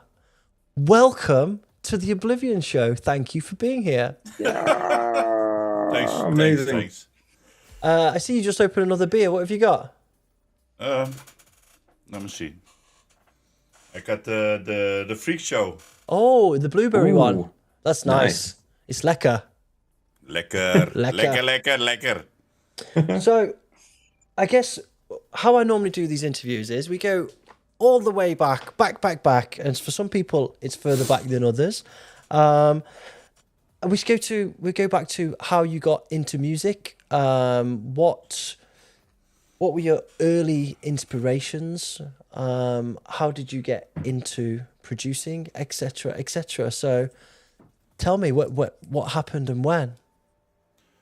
Whoa, we go back to the 80s. Yeah, man. I got a Commodore 64 from my parents after playing some games and a lot of games. I discovered there's another scene, because all these games I got for free, and there were always intros before the games, because those I remember that. Yeah. Those groups hacked everything, every game. So, and that was more. It was more excited to watch these intros than the whole game. So through some friends, I got into this scene, and some friends of mine started to coding music programs, and it was only zeros and ones, and it was very, very difficult to work with. But eventually, I got the hang of it, and then I started to make music for these hacking groups. Nice. And later on, I was always in a top 5 of best musicians on the 64. And then the Amiga came out. Which one did you have? Was it a 500? Was the 500? Yes. Yeah. It was. And the 64 was only 8-bit and 3 channels. Yeah. So you had to put everything in like a drum beat and hi-hats on one channel and etc. Also with the melodies and all in 3 channels. And when the Amiga came out, it was like an upgrade. 4 channels, better sounds, of course. And we got hold on the sampler. And then I came in touch with my long friend, DJ Predator. Oh, yeah. I went to school with him and everything. And then he also bought an Amiga. And then we stayed up like 6 in the morning, only sampling and make the kicks better and calling each other at 5 in the morning, like, you have to hear this kick. And then every day. And then we got the best sounds out of it. Mm-hmm. And after that, starting to sending out demos to record labels, because the house or what there was no hardcore at the time. Mm-hmm. It was in the 90s. So it took me years before somebody reached out to me and can you make a record? It was all demos on cassette tapes. Mm-hmm. For the young people, Google it. Greg just released one, actually, a USB one, didn't you, Greg? He did. It's a homage to... Shows how old we are. We do things that are iconic for our youth, right? Yeah, Greg just did it. It's a USB. There you go. USB cassette tape. So yeah, so like that, and then fitting, and then it's got a USB. That's not really old school, man. No, that's new school, old school. So you also sent tape and a pencil with it. Yep. Yeah. Yeah. No, but before I got so bored with I sent more than 100 tapes to different companies, and it was never good, or the quality was not good. And in between that, I got so bored. I bought turntables. Oh, then which ones? 1200s. Oh yeah, that's what I got. Then, my favorites. And I started mixing hip hop because I have really hip hop background. I made a lot of beats for hip hop groups where I lived in Amsterdam. I lived in a really suburban area, And at a certain moment, there were like 50 people on the balcony standing in line just to ask me for beats. Amazing. What year was this? What year was this you were doing this? I think it was in the 90s, it began 90s. Yeah. And after that, I started... Golden era of hip-hop as well, man. Yeah. 90s was, that's what it's all about. Yeah, because I was really inspired also by graffiti. I did graffiti also since 1984. Wow, nice. Yeah. Since the subway art came out and all the Wild Style and all that. Wild Style, all the documentaries. Sure. So I was really Beat Street. Yeah. I was really. So did you do your logo then? Is that your work? The graffiti kind of style logo? Yeah. I made that. Yeah, that. that's yours. Yeah, okay. I did a lot of. For the camera. I did a lot of the Mokum inlays. Yeah. Cool. And when I bought the SLs, I played a lot of breakbeat. What they call a drum and bass now. In the beginning, they call it breakbeat. So yeah. And I was really into the SL2 and production house. Of course, yeah, absolutely. All those famous labels, Night Force. Later on, this Photech label. Yeah. Oh yeah. Wow, man. Yeah. I was actually listening to some Photech stuff last night. Wow, that's really a trip, man. Yeah, like Asen also. Yeah. Wow. Yeah. So yeah, there's a lot to talk about here already. But so your kind of love of breakbeats came from the hip hop background. Yeah. And, so the transition was not so difficult. For sure, yeah. I mean, this is one of the things I wanted to find out and kind of understand, because you're sorry if we're jumping around a bit here, Joe, but go ahead, man. Fill your boots. Go on.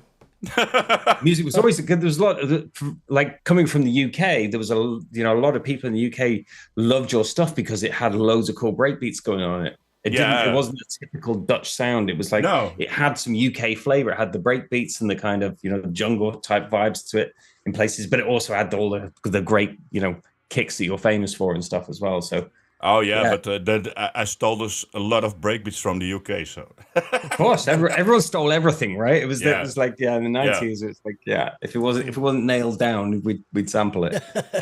Yeah.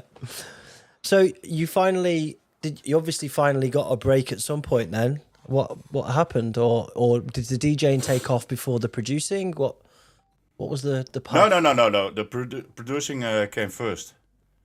But in terms of actually taking off, like I was just boring because I got no answer or only bad answers for the productions. Okay. So, but in '92, I got a call because I was almost quitting the producing for the hardcore house, whatever you call it.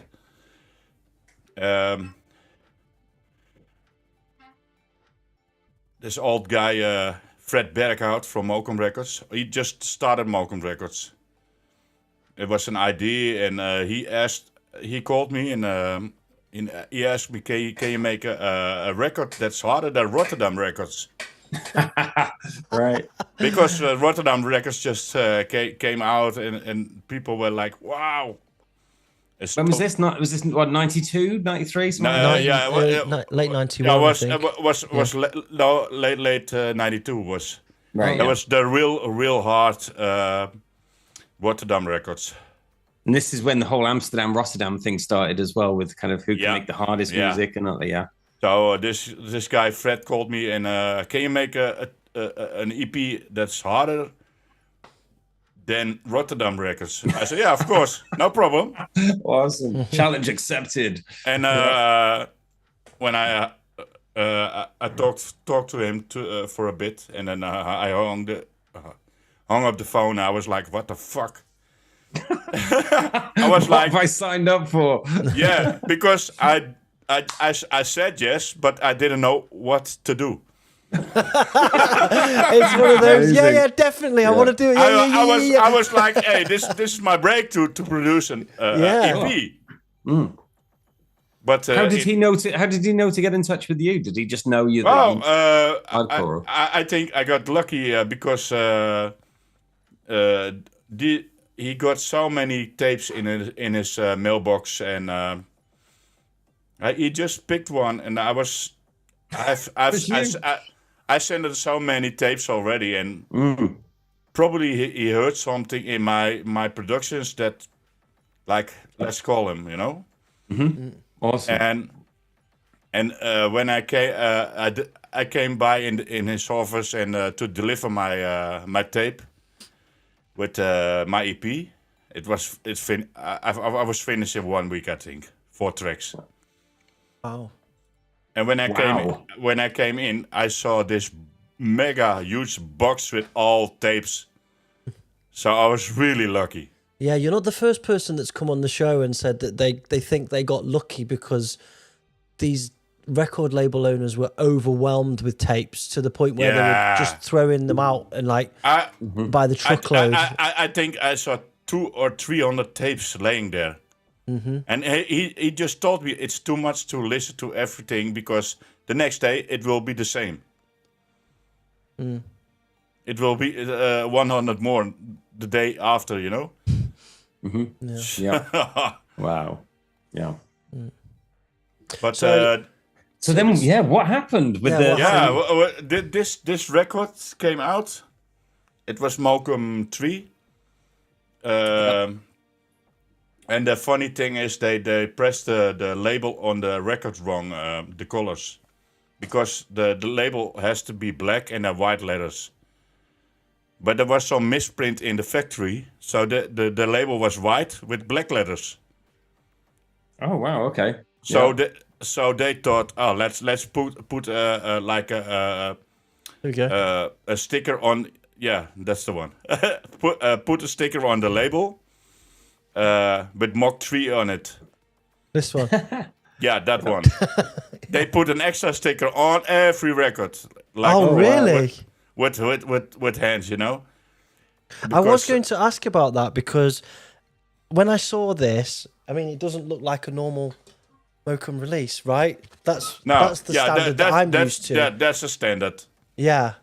So, yeah, I was genuinely curious about that. No, it was just a mistake in the factory.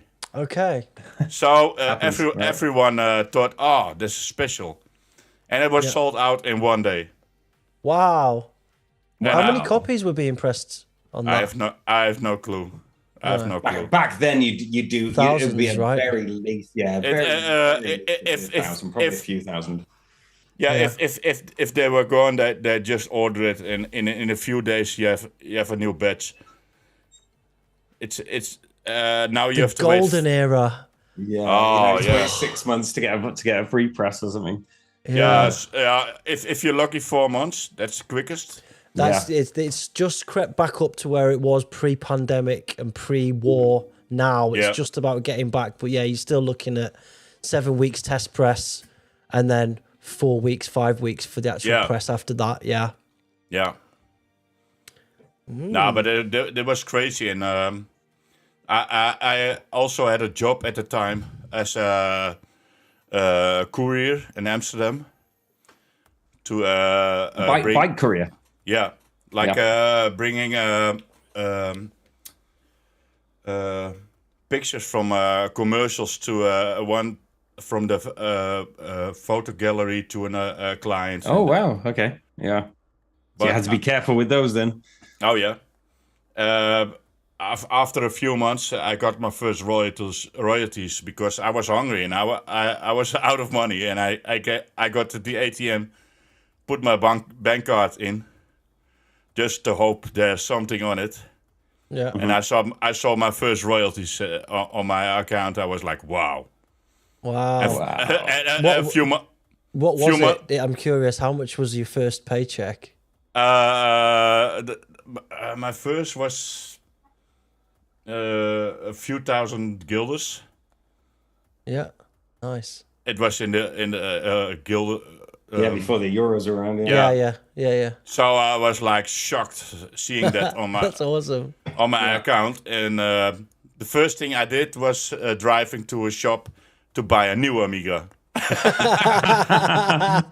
on, bitch.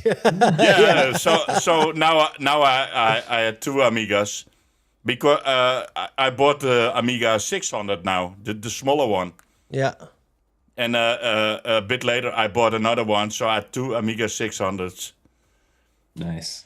And and after a few months, I quit my job, and I made so much money because my productions kept on going. Yeah. Wow. They even went so crazy, like, oh, you have to change your name on some records because you produce too much. No way. That's why I had to make the original Gabber and other names. Mm-hmm. Okay. Because I was just producing too much. All right. Well, let's set the scene. I'm going to play a track from that Mokum 3. I've got some more questions about Mokum because honestly, I'm quite fascinated about it all. But we've talked about this release, so let's play this, have a little break, and we'll come back in a minute. This is DJ Chosen Few with Freedom from Mokum 3 1993.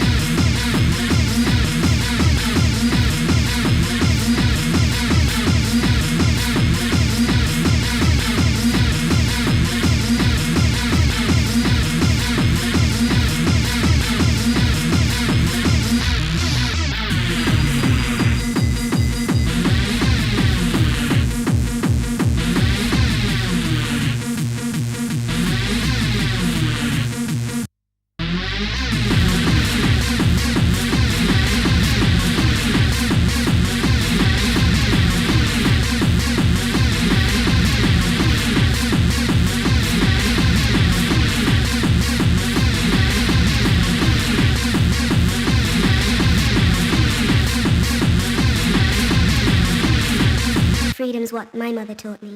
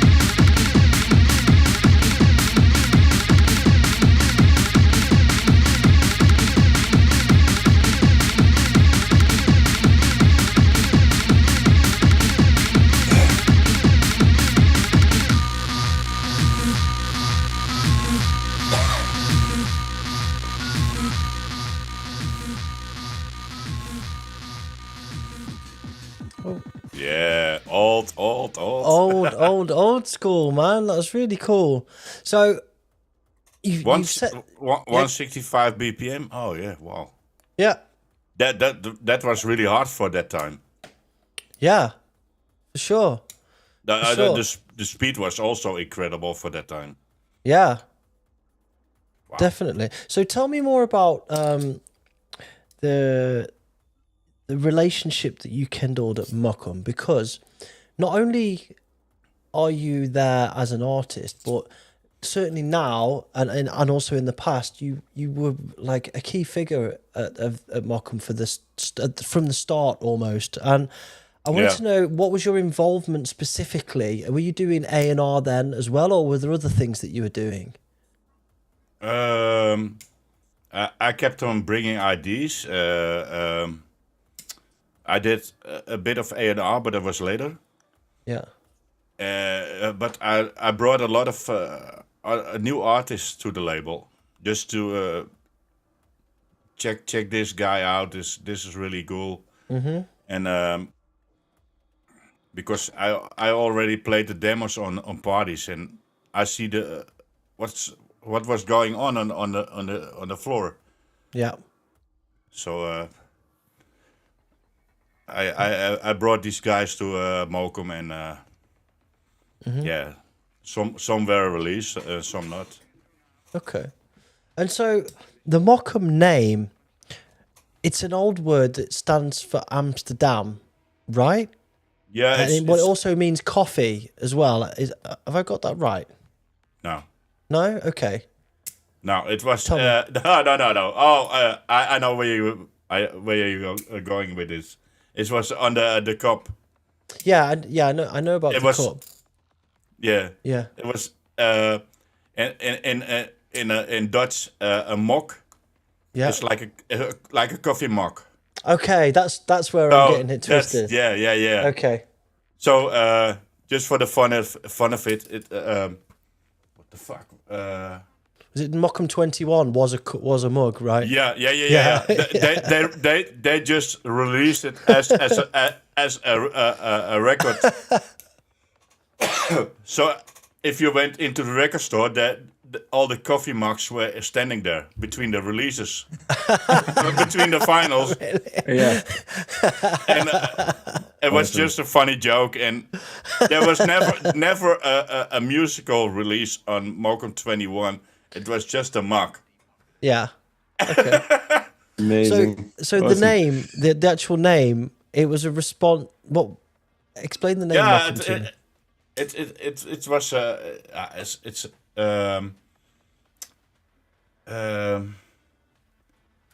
fuck. Yeah, it also stands for like an old school Amsterdam name, Mokum. It's really for the old people. If you say Mokum, they know it's Amsterdam. And right. So this was like this whole Rotterdam Amsterdam divide. Yeah, thing, right? it was more like Fred from Mokum. He asked me like, can you make a response to Rotterdam Records, because we want to do this music also, and we want to make it harder, and it was just it was a side thing label. Yeah. No. Wow. But did you know the other guys, like there was like Tellurian and Vitamin, wasn't there? The guys on the early releases and stuff. You all kind of knew each other and stuff. Hammerhead and all those guys. No. Tellurian also knew Fred already. Yeah, I think maybe in the same time, but we never met in the office or whatever. Sure. Yeah, I used to love the Tellurian tracks as well, man. Yeah. The first time I met Tellurian was on Hellraiser, I think. One of the first Hellraiser parties in Amsterdam. Gotcha. And yeah, we were on the same label, so we became friends right away. And were you all Amsterdam guys? Was it all kind of? Yeah, most of the guys were Amsterdam. So Dano Prophet made the first one. The second one is a really strange one, because this guy came from Rotterdam. Okay. The Mokum 2. Right. Okay. I found out later that he's from Rotterdam, but this one. I have no clue who it is. Okay. I didn't like the record either, but this person. That's my personal taste. It doesn't mind where someone is coming from, but yeah. So who did the logo, and whose idea was it to make these red sleeves? Because that was one of the most genius moves in hardcore, right? Yeah, whenever you see someone's hardcore collection, right, you can see the Mokum Records. I see a lot of pictures from DJs, and it's always a big stack. Yeah, it's all red. Got it. Yeah, and I know it's Mokum. I don't have enough. Collection. I've got a few. Yeah. But you can always, whenever you see someone's hardcore collection, it's like, oh, there's the Mokums. Like, that's Mokum. Like, yeah. But the whole design, the logo, everything, it's just the XXX. Yeah, it's brilliant. Yeah. And this whole united against racism and fascism, it just really resonated to me. The first time I saw it, I was like, what's that? I think the with the racism against is from. I'm not really sure, but I think Jeroen Vlamman came up with this from the Party Animals. Yeah. And the Mokum was designed in the record company itself. There was a household guy who made all these artwork for different labels. Yeah. Because Go Bang and ESP was also in the same building. Mm-hmm. Go Bang Records and ESP. Oh yeah. Cool.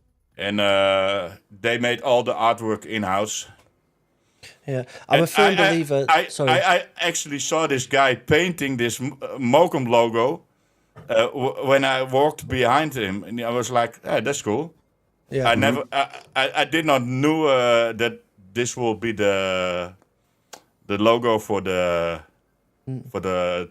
records that came out. Yeah.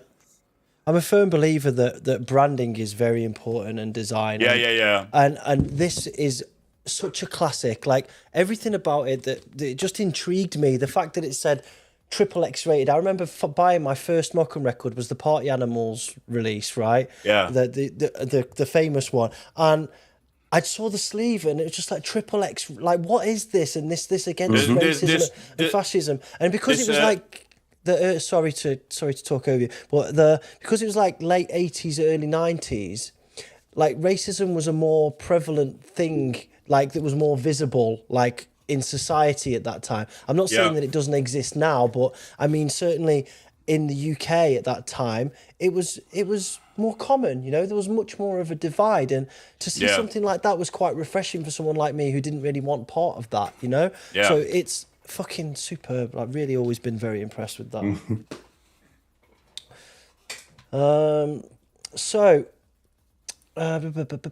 you were doing the A&R there, but the Freedom track got picked up and it kind of made Mokum explode, as well as Mokum, I think it was 1 and 3, I think, by Mental Theo, and he played it on the first ever Thunderdome all hardcore compilation. That was the first Thunderdome, but Thunderdome itself says it's not a real Thunderdome, because it was by arcade or something. Okay. So they don't count it like the real first Thunderdome. Yeah, everything that I read about this is it was the first all hardcore, or it was dedicated to the harder sounds. That was kind of what was attempted here. Because Mental Theo was working at that store of the label at the time to do the compilations. Yeah. But when I got the CD, I went nuts, man. I was like, wow. I bet. And so what did that do for you at the time? How did that elevate you? What was the change that happened?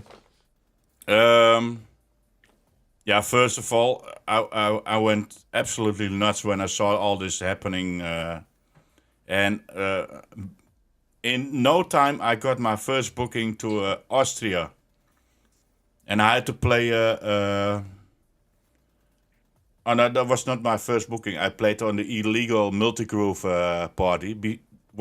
I think 1 or 2 weeks before the big raid from the police at the venue. Mm-hmm. And then I had to play with all these big names. If for me, in my eyes, it was Dano, Prophet, Jeroen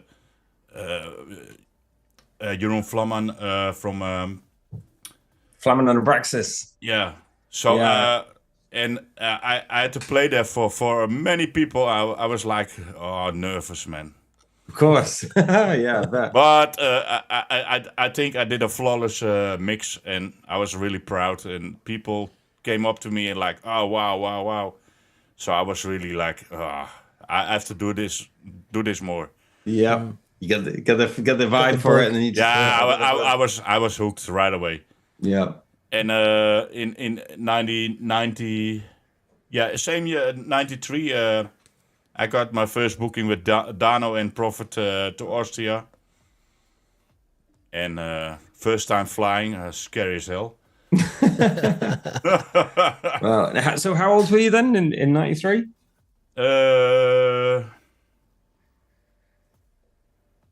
I've not blew up. I'm 51 now. 93. Okay, so you were born in 71? 72. 72, same as I was born in 72 as well. Yeah. It's 30 years ago now. Wow. It's crazy, right? Yeah. So you were like 20 at the time then? Yeah. Yeah. Just young, dumb, and full of cum, bro. Yeah.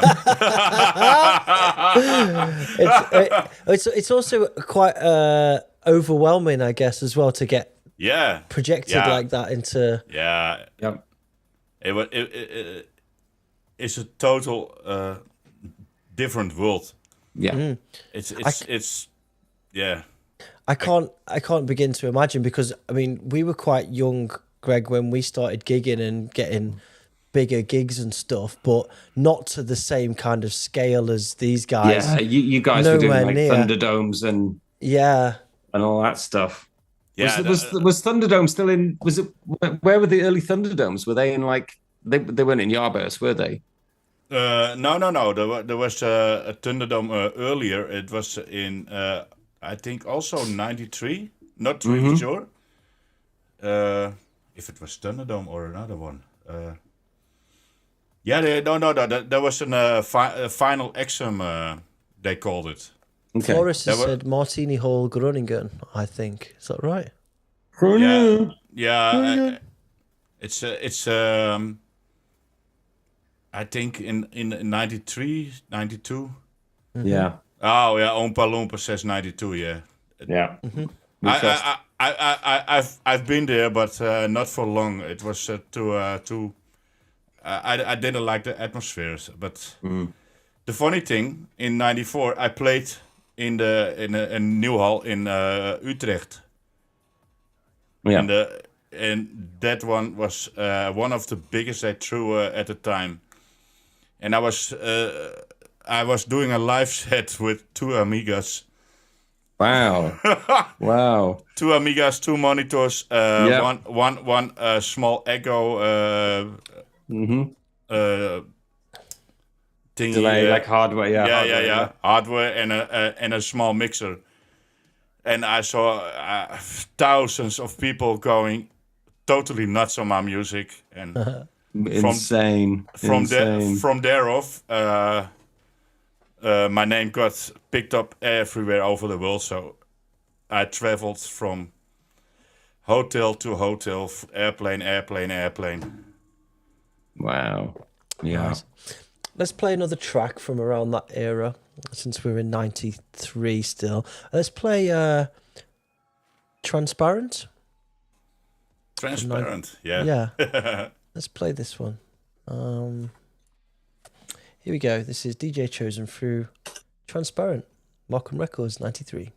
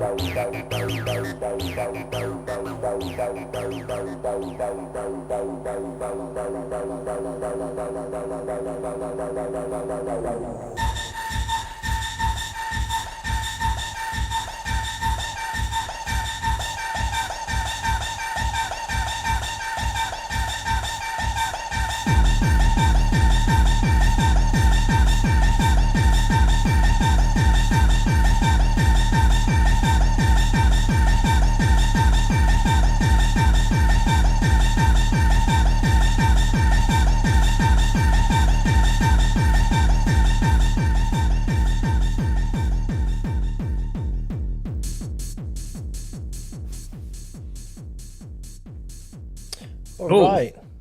1993. Really nice track. Reminded me a bit of like techno heady sort of stuff. That kind of like everything on the offbeat and the kind of like nice little raves. That was really, really cool tune, man. So what was your creative process at this time, François? Because I'm going to talk about it after, but there was a notable shift between this and kind of 95. So I'm curious about what your creative process was at this point in time. That's difficult to say. I was just doing what I liked.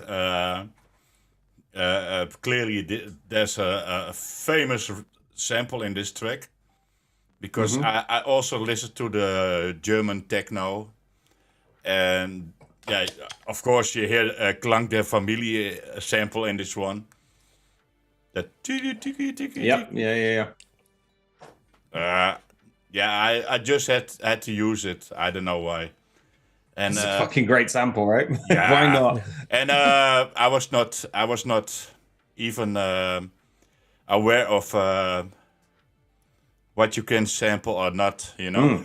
Yep. Yeah, everything was fair game then, man. That's how genres got made, right? Yeah, but it was, I love the sample, and I tried to make my kicks as hard and deep as it can be, you know.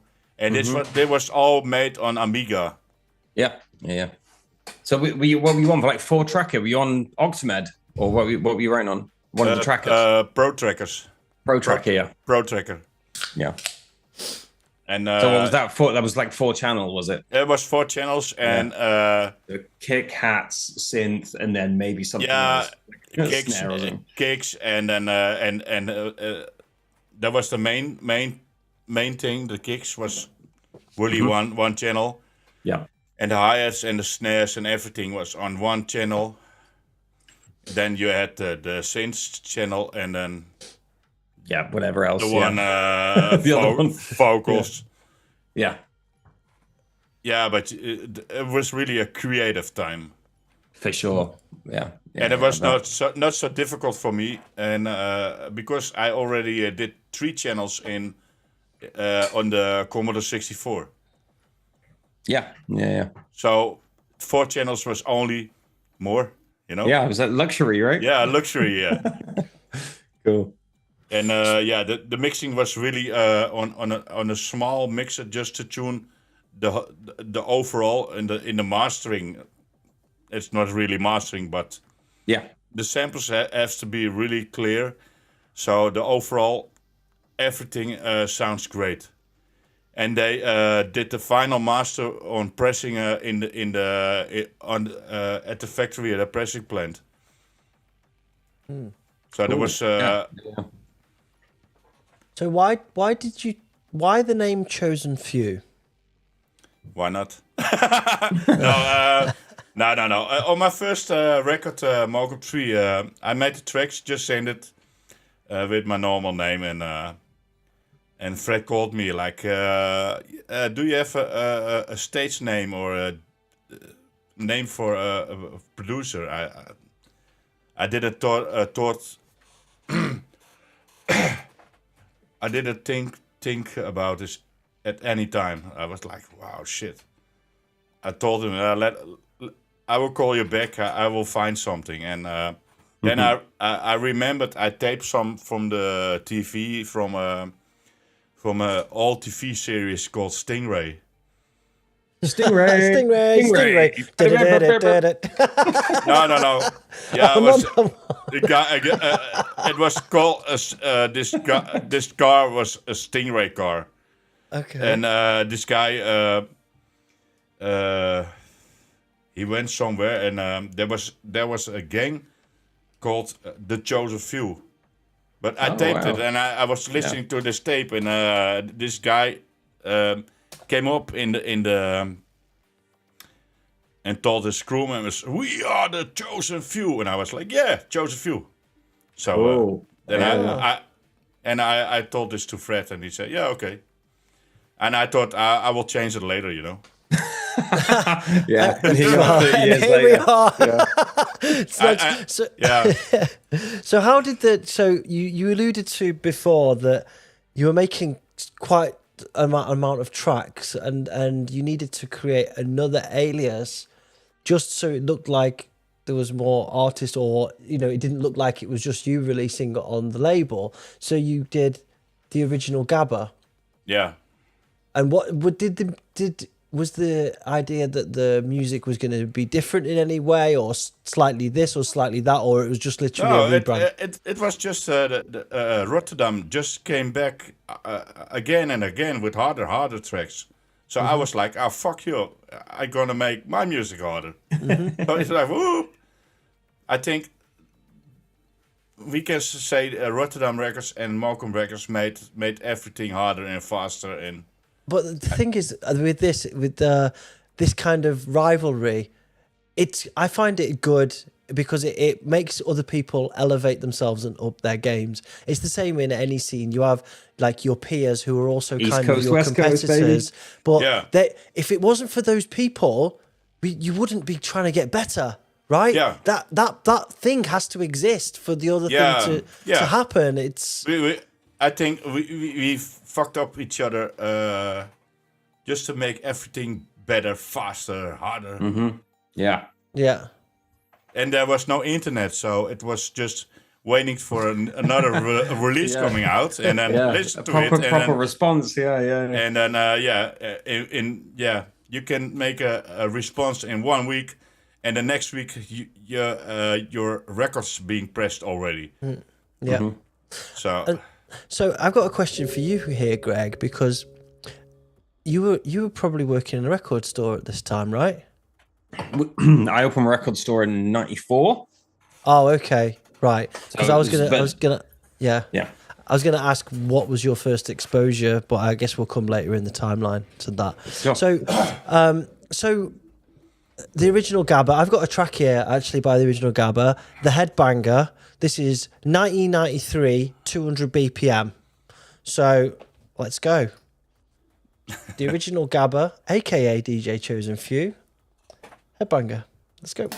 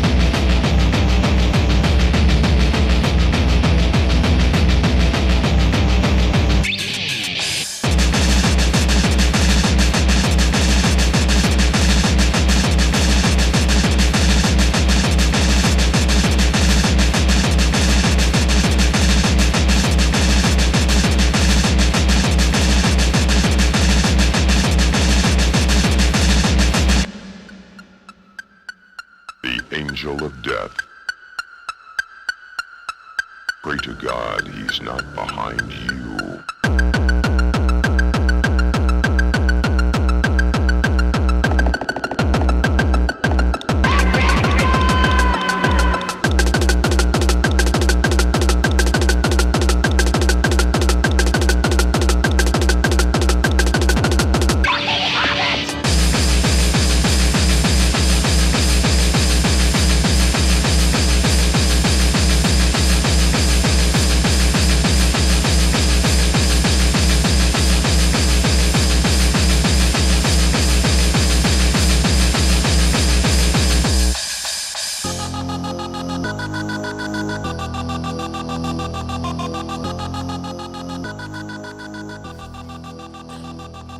Awesome. tune. Yeah. Nice mixture of like metal elements and hardcore. Really I remember cool. that trailer sample so well. That kind of Angel of Death. Such a cool sample, man. Yeah. Really cool. So, where was the inspiration from to use the metal and the drums and the high BPM? Was the tell me. Yeah, what I told you before, I made so many tracks in short amount of time. They went crazy at Mokum, like, wow, we need another name because it's getting boring. Joseph every week in the record store, and this was a great opportunity to put the original Gabber on, especially this EP, because it went faster and like the metal guitar samples and. The name Headbanger, I have no clue where I came up with it.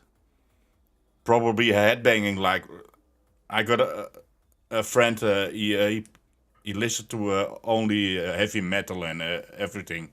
He was always like headbanging. I think the Headbanger came from this. Not really sure. That pussy. Oh. Yeah, I made so many. I've made so many tracks. I could not decide what to send in. Yeah. Wow. So during this time, your gigs were going crazy. You got your first gig at Thunderdome in '94. That must have been quite. The first one was in Austria, but I don't remember the name of the party. No, I mean the first time you played at Thunderdome was '94.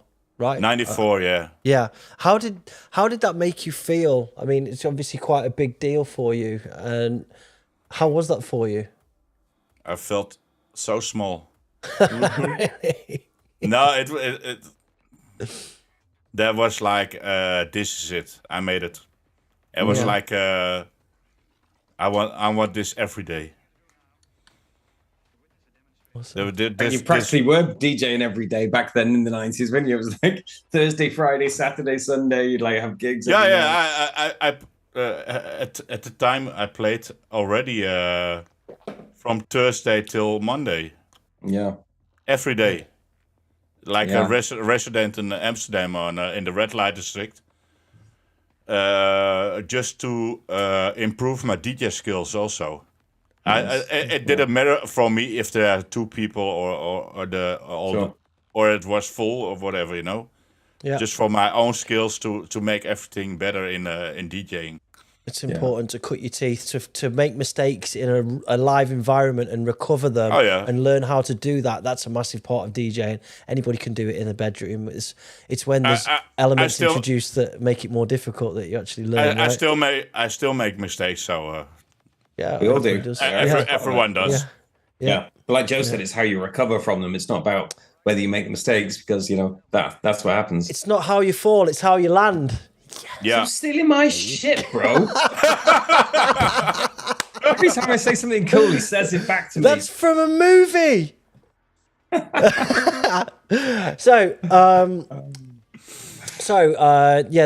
This next couple of years were quite busy, and then you started putting out some of the holy grail of Gabber tracks. In 94, 95, you went on a killing spree. Honestly, your production leveled up, and we want to know what happened. That's what I want to know now, because you sold your soul to the devil. That's what we think. Something happens. Fucking Illuminati shit. Tell us, François. From the first records I made, like Mokum 3, 8, 16, 18.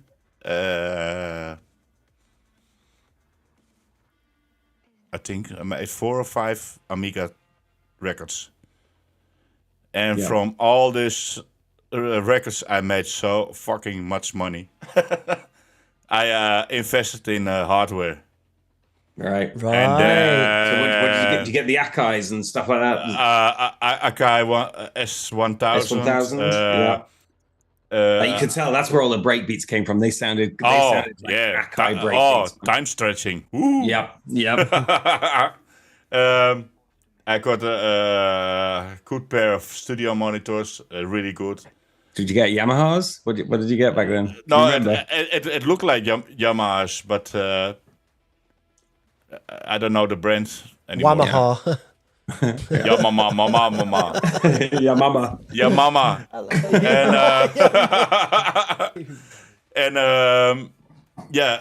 I had the first note lead.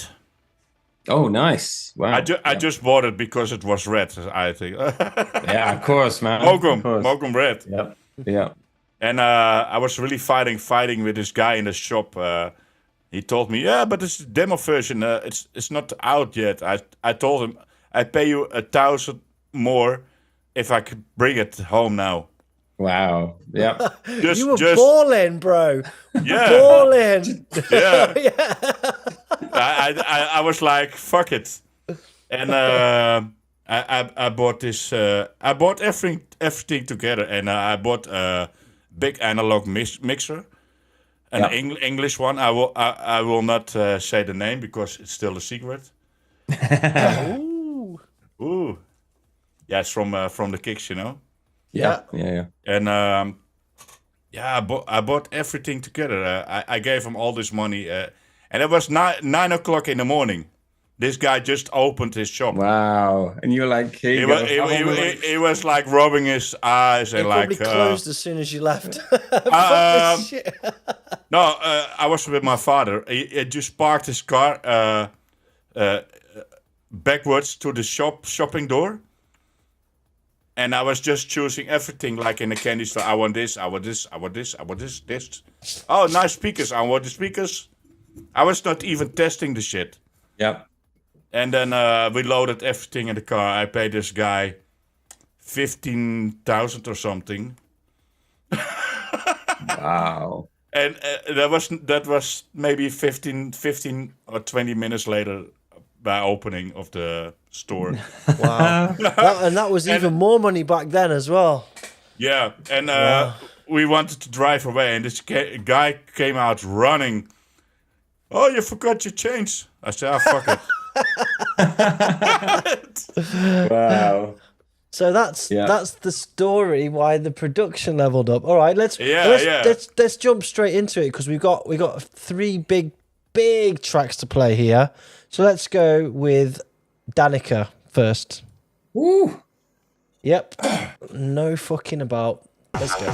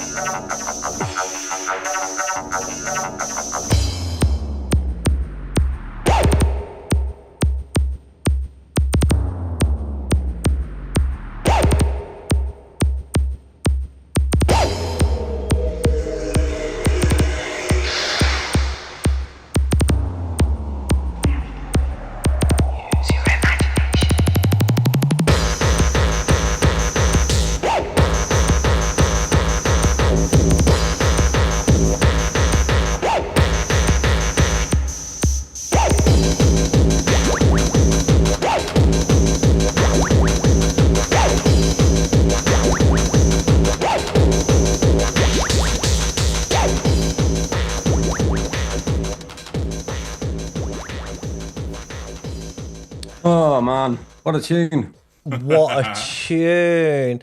And like, so this hit the UK pretty fucking hard, man. Like it was there was like an anthem in the UK. It was like everybody played everywhere. it. You go to North and like it get played about 10 times. It was just There was like it was before North even, but even when North Dutch was about mainstream, the Dutch like a lot of the Dutch mainstream artists, like I don't know whatever Neophyte and all those guys, they were one thing, but they didn't really, they didn't really catch the heart and soul of what it was, you know, the kind of UK vibe. But for some reason, you really did, and that track was something that just everybody knew, got played at every party. It really, really blew up. Crazy. Why do you think that is?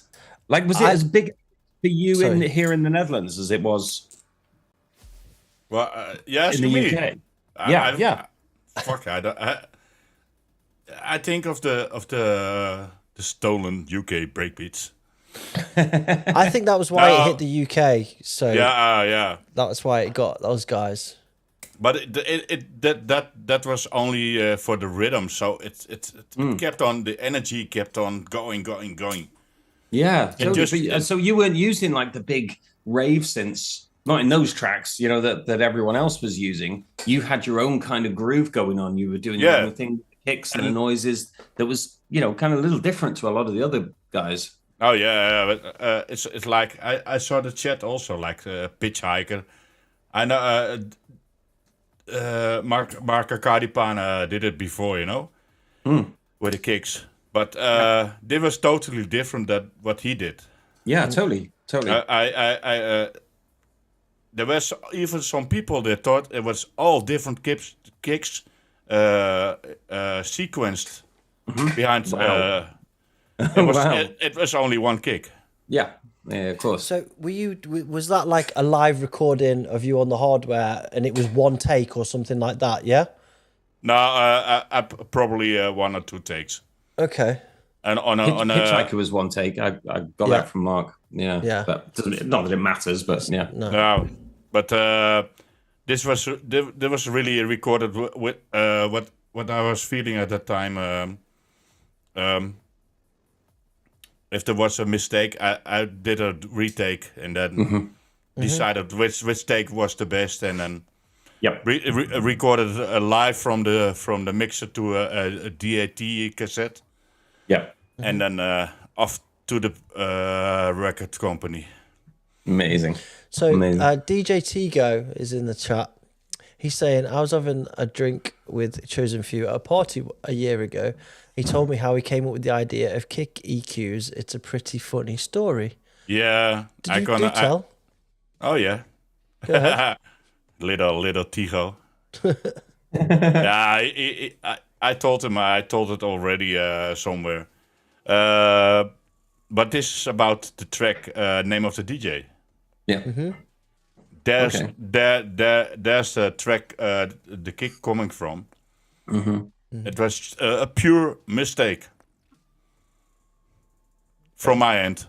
Yeah. Because when I recorded Name of the DJ on a DAT directly, I just wanted to adjust the kick a little bit, the bass a little bit more, while I was recording directly to a DAT tape. Yeah. I was mistaken with my fingers, and I got on the mid sweep, and then I heard this ping pong pong pong on the kick, and I was like, I stopped everything. I was like, wow. Stop! Hold on a minute. Hold on. I was like, oh shit, what's this? I restarted the track from I had like a Cubase 3 or something. On an old Mackie all-in-one shit thing, and I started the track again, and I started freaking with this mid sweep. I was like, wow. So I did like 3 takes or 4. I think 4. I just recorded it live, and I think the 4th one was the best. And then I just sent it off to with the other tracks to the Mokum company. Well, that's a perfect segue. and these guys went nuts. They was. I called him. I like. You like it? It was. I remember it was silence on the other end of the phone. Wow. Let's play this, man. This is arguably definitely one of the most iconic hardcore tracks of all time. Chosen Few, name of the DJ. Let's go.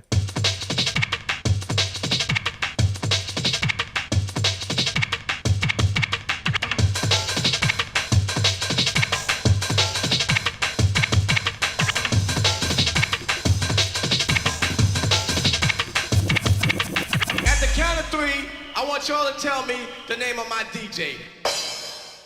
1, 2, 3. 1, 2, 3. 1, 2, 3. 1, 2, 3. 1, 2, 3. 1, 2, 3. 1, 2, 3. 1, 2, 3.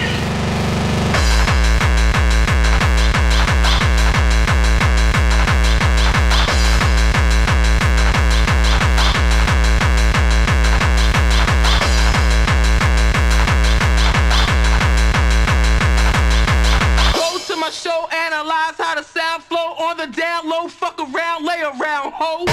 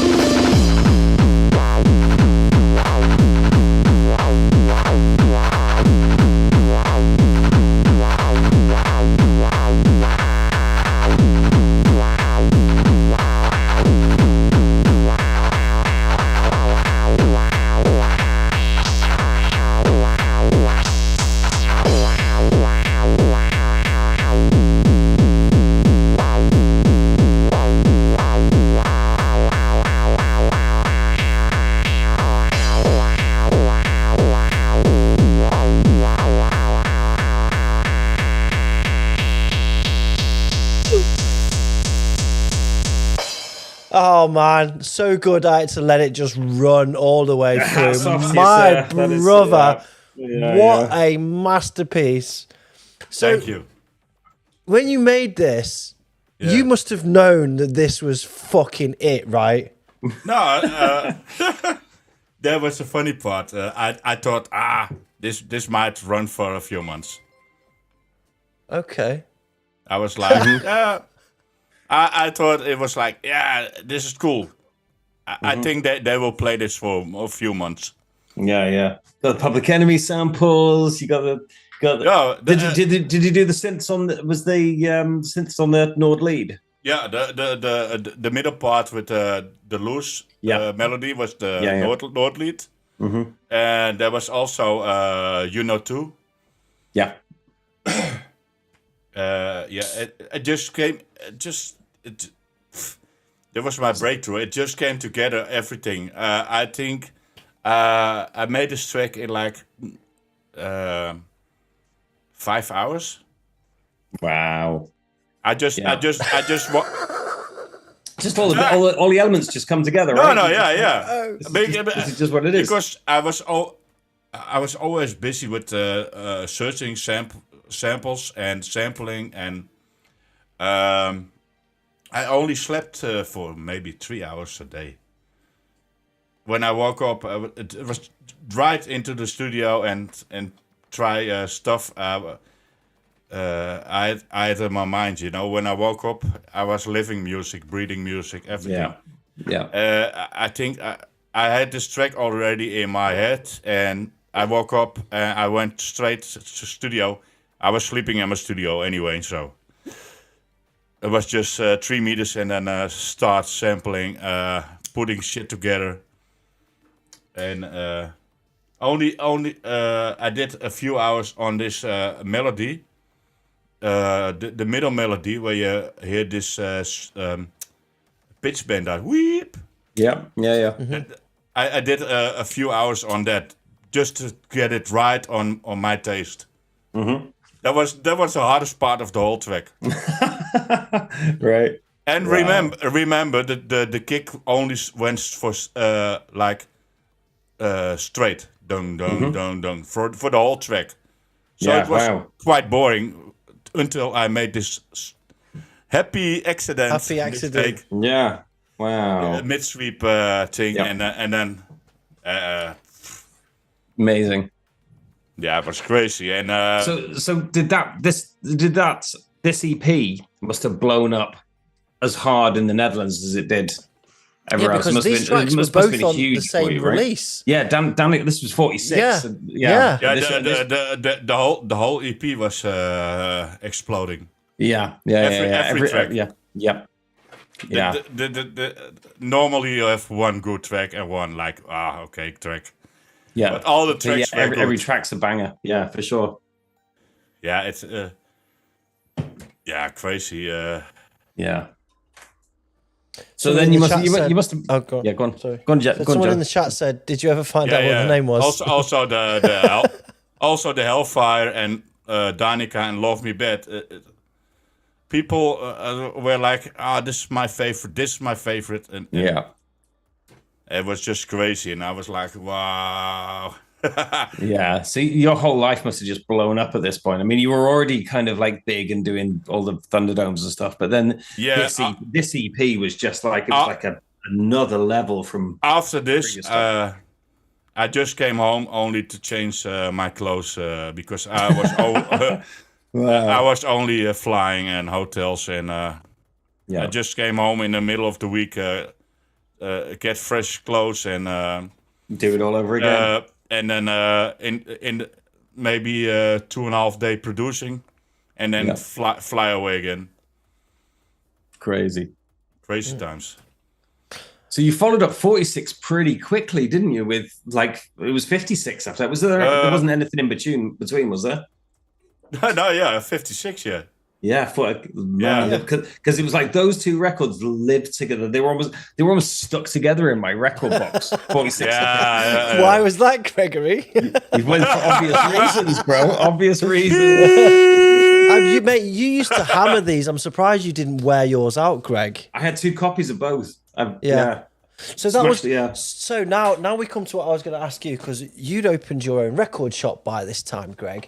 So this stuff was hitting your shelves, and you were one of the people who was getting it out in the UK. What was the reaction like to by people coming into the shop for it and whatever? You couldn't get enough. You couldn't get enough of them to sell.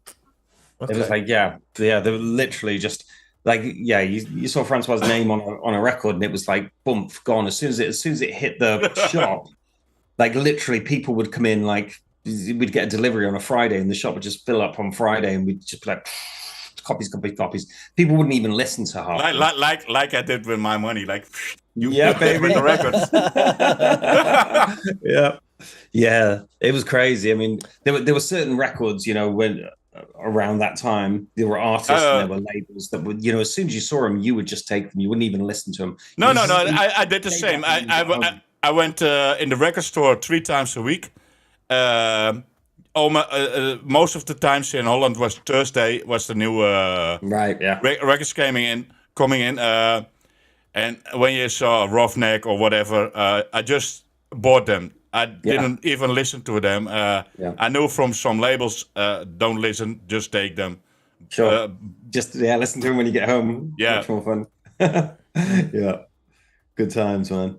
Yeah, it's crazy times. So I think that I know we touched on this before, but I just want to dig on it a little bit more. I think the reason that your sound did so well, in particular in the UK, was it was kind of the happy medium between the classic Dutch gabber sound and the UK death chanty sound, and it had the break and it had the gabber kick, and it kind of allowed the two to coexist, and it allowed it to be played. There wasn't a death chant. There wasn't a death chant sound at that time. 94 death chant was 94. Death chant started, didn't it? Yeah. But it was like wasn't popular. I mean, it wasn't popular in the same way. It was Joseph Few sound. But this record lasted a long time. This had legs for a while. So I mean, I wasn't going out in 94, right? But when I started going out, this was still being played.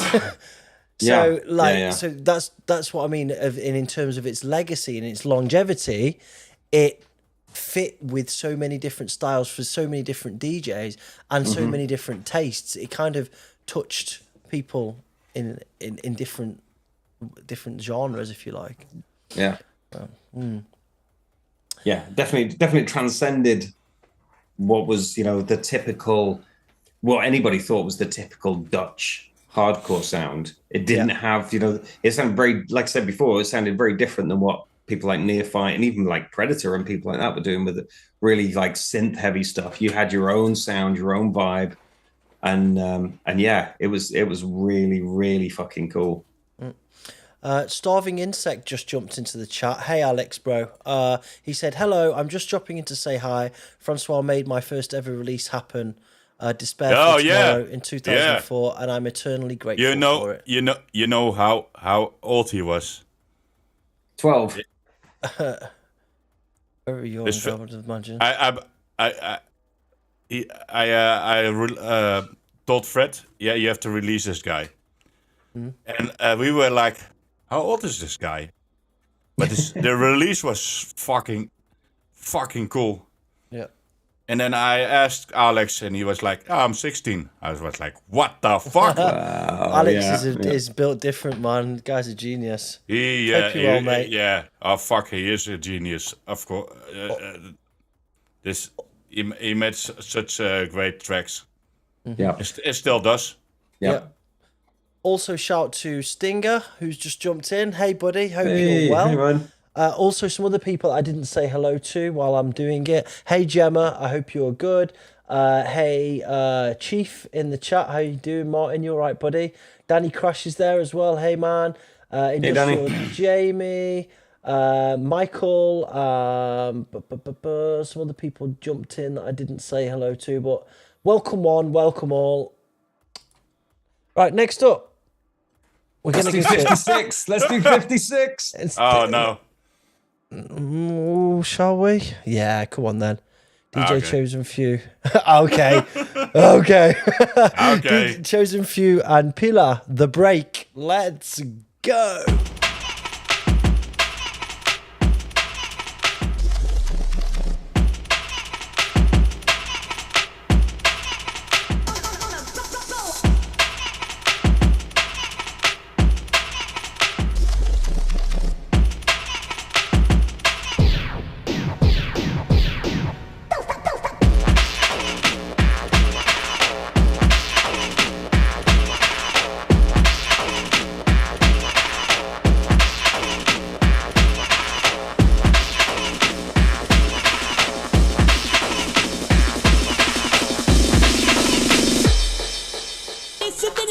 talk mixed up with the new style.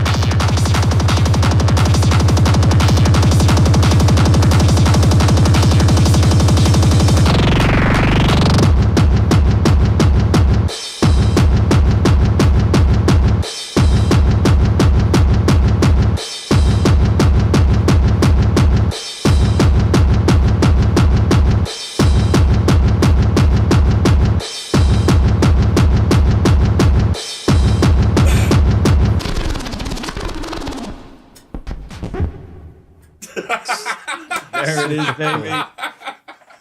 Yeah. What I love about this one is that it's the storytelling and the songwriting in there and the switches and the different vibes. The kicks drop where you don't expect him to. There's that big build up and then it doesn't drop. It's another synth it's drop, like a fake drop before fake drops were a thing. Like totally super clever. We love it, man. We love it.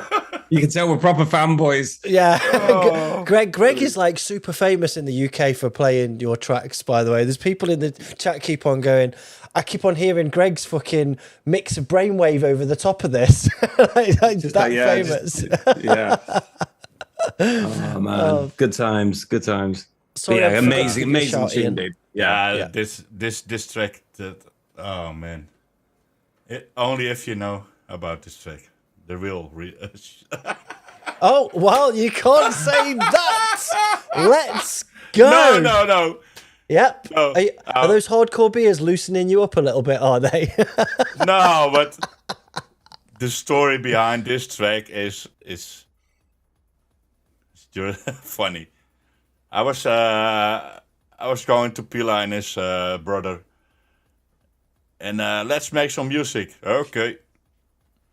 So I went to their studio, and we had no fucking clue what to do. I said, let's do some. We take some samples and just put them together, and let's see where it's going. And let's sample my original name of the DJ, put it on 45, double it, and just make fun of it. And then put a kick through that. It was just... this track was nonsense. It was for fun. And yeah, we need a melody. So I said, okay, give me a good sound, you know. And we had a JP 8080 or something. Mm-hmm. And he gave me this sound. I think it's from the melody. So I was playing a little bit on the keyboard. I'm not a keyboard player. I'm just doing whatever I can, you know. And I told them I press record on Cubase. Okay. Mm-hmm. In 2 takes, I played this melody, and they were like, "What?" I said, "Yeah, we got it. So let's move on." Well, and that was the Yeah. This one, Yeah. So the only thing was quantize it a little bit and put a kick on it later. And even in the last part, you hear the kick, and then you hear the crash, but it's on the on the tree. Oh, it's on the right. Yeah. Yeah. So it was all fun, and this track was just for fun, and everybody loved it. And crazy, yeah. After all these years, we still when we talk to each other once in a half year, we always saying like we have to make the break part 2. Please do. Yeah. Please. So after Name of the DJ, which is obviously like the best track, well, of my opinion, of yours, what was the number 2 in terms of success and feedback, response, etc.? Joseph Paradise. Yeah. Yeah, sampling Coolio was a bit cheeky, wasn't it? No, but somebody had to do it. Sure, yeah, everything was fair game still, right? And but I was also sitting with a problem, like I can do the same shit again with my kick. It's getting boring, but people still loved it. Yeah. But so I did it again, but different style. But it worked. For sure. Well, I made so many tracks. People have their own favorites.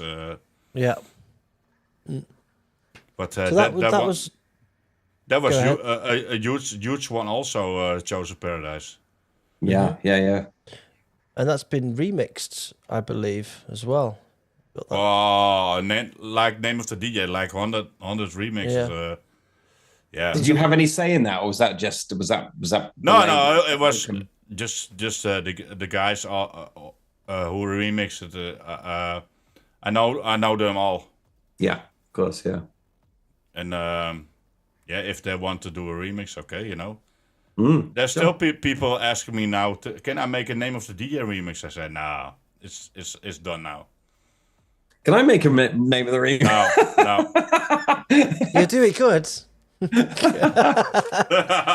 maybe might take me like 10 years.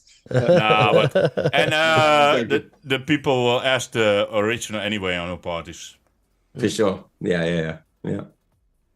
Awesome. So they were kind of the golden years for you, I guess. You had a lot of success. And in 1997, you even remixed Flashpoint from Fear Factory as well. Yeah. We were invited for a concert in Amsterdam, because there was on the Roadrunner label, and Mokum was on the Roadrunner at that time, and so we had a lot of heavy metal guys coming over in Amsterdam. They invited us for this party. In Paradiso, big, fucking amazing club. And afterwards, we were invited to the trailer and hang out with these guys. And then we talked about remixing. That was crazy. Yeah. Yeah, way back in the day, I used to, I can't even remember his name. I used to chat to an American guy from Roadrunner who used to send me loads of fucking records over, loads of like metal stuff and all sorts of crazy things. Really, I can't even remember his name. Steve, someone from Roadrunner. Anyway, really cool guy. He used to send me loads of shit, and he used to handle it. Yeah, it was almost weird that it was mainly a metal thing, wasn't it? And then they did Mokum as well. Yeah, because I thought... And a couple of other weird hardcore labels as well, a few strange ones. Yeah, probably some trying to get something off the ground, whatever. Yeah, and there was a few crossovers that they did with kind of like trying to do metal and hardcore and stuff like that never really took off. No, that didn't work. Yeah. Interesting. Cool. And so... in 98, Mokum actually stopped. It finished, right? Yeah, almost. Yeah, I knew it restarted again later on, but time started getting tough, didn't it? In like 98. Yeah, like the market fell out, the vinyl industry and stuff very quickly. Yeah, with illegal downloads and when the final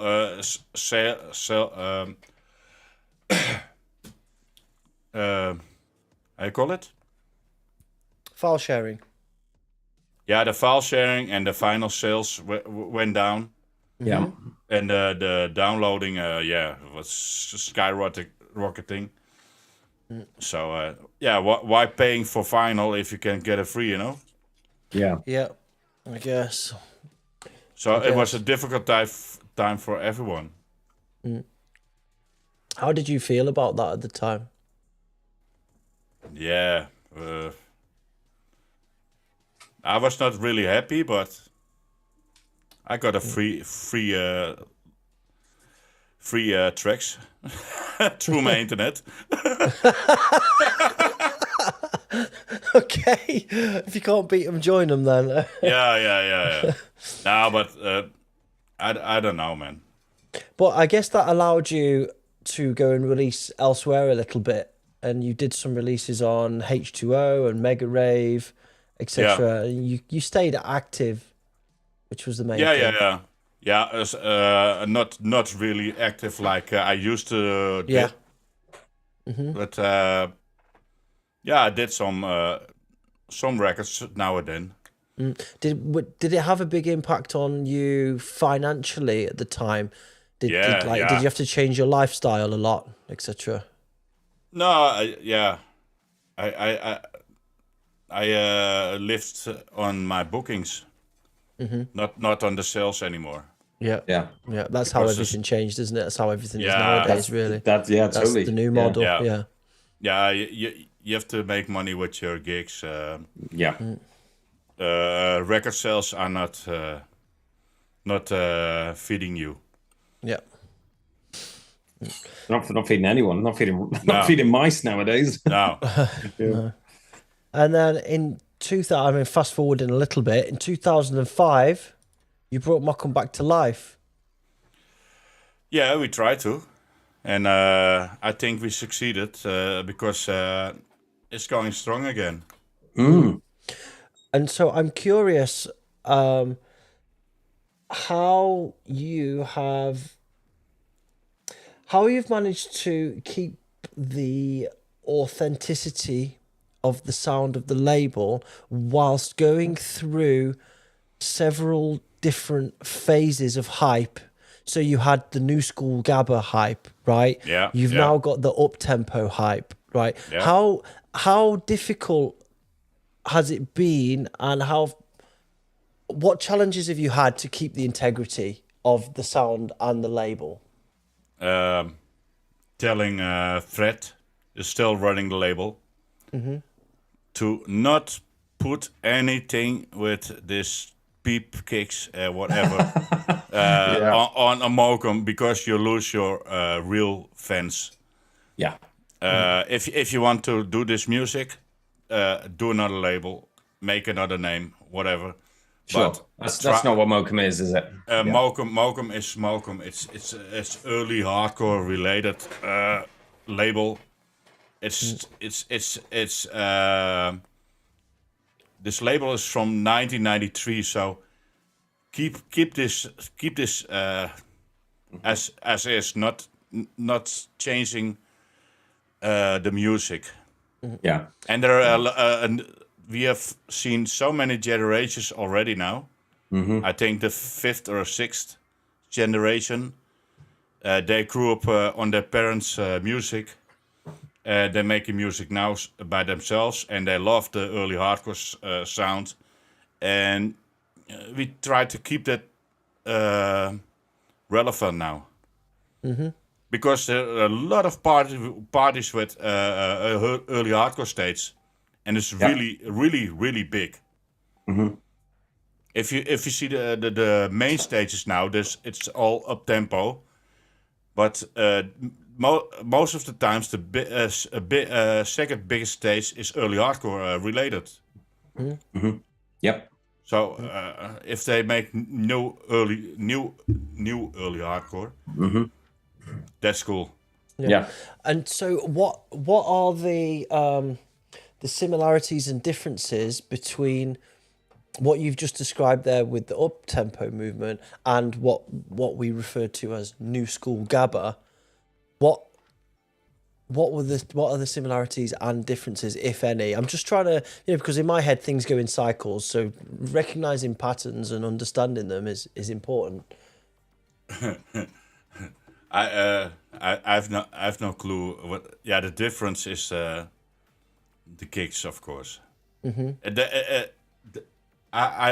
If I hear this up-tempo tracks, I don't hear any melodies based tracks. There's not really storytelling or whatever. It's just how can I fuck on my computer and then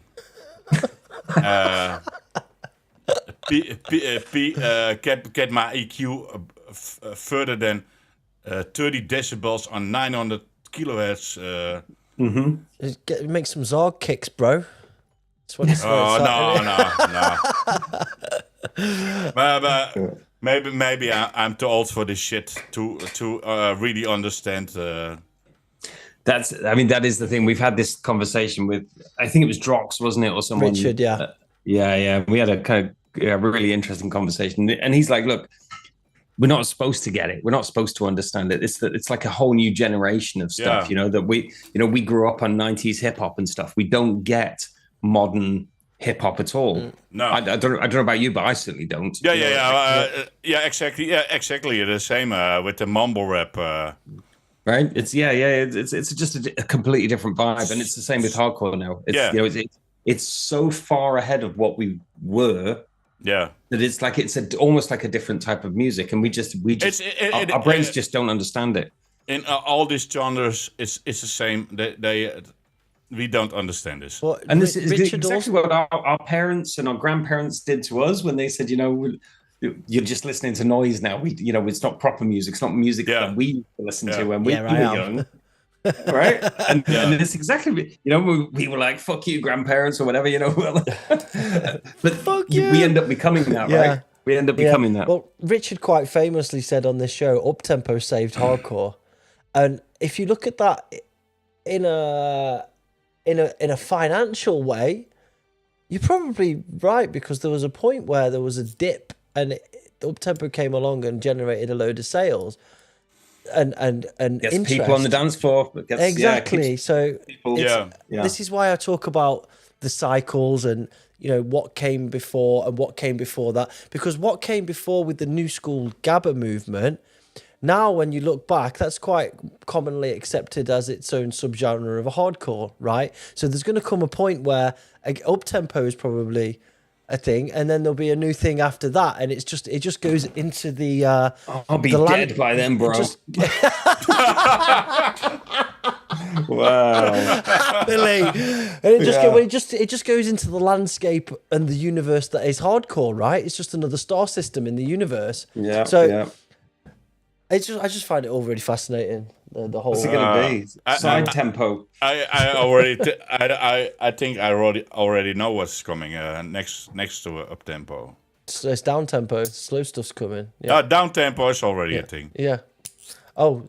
Like Mad Dog is doing down tempo. Yeah, I know. Everybody loves that, right? Everybody loves that stuff. Yeah, the Angerfish is also doing that. Yeah. But that's normal hardcore. But they give it the name down tempo. Yeah.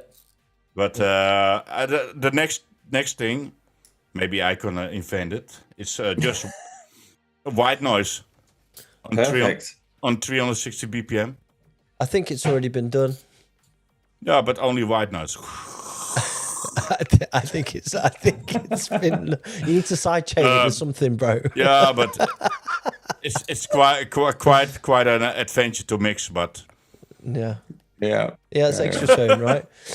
Yeah. So, in 2005, Mokum come back to life, and then in 2008, I've found this when I was reading about you. You were joined by Bastien de Voorde for a few years, and I think he was working with you as a co-producer.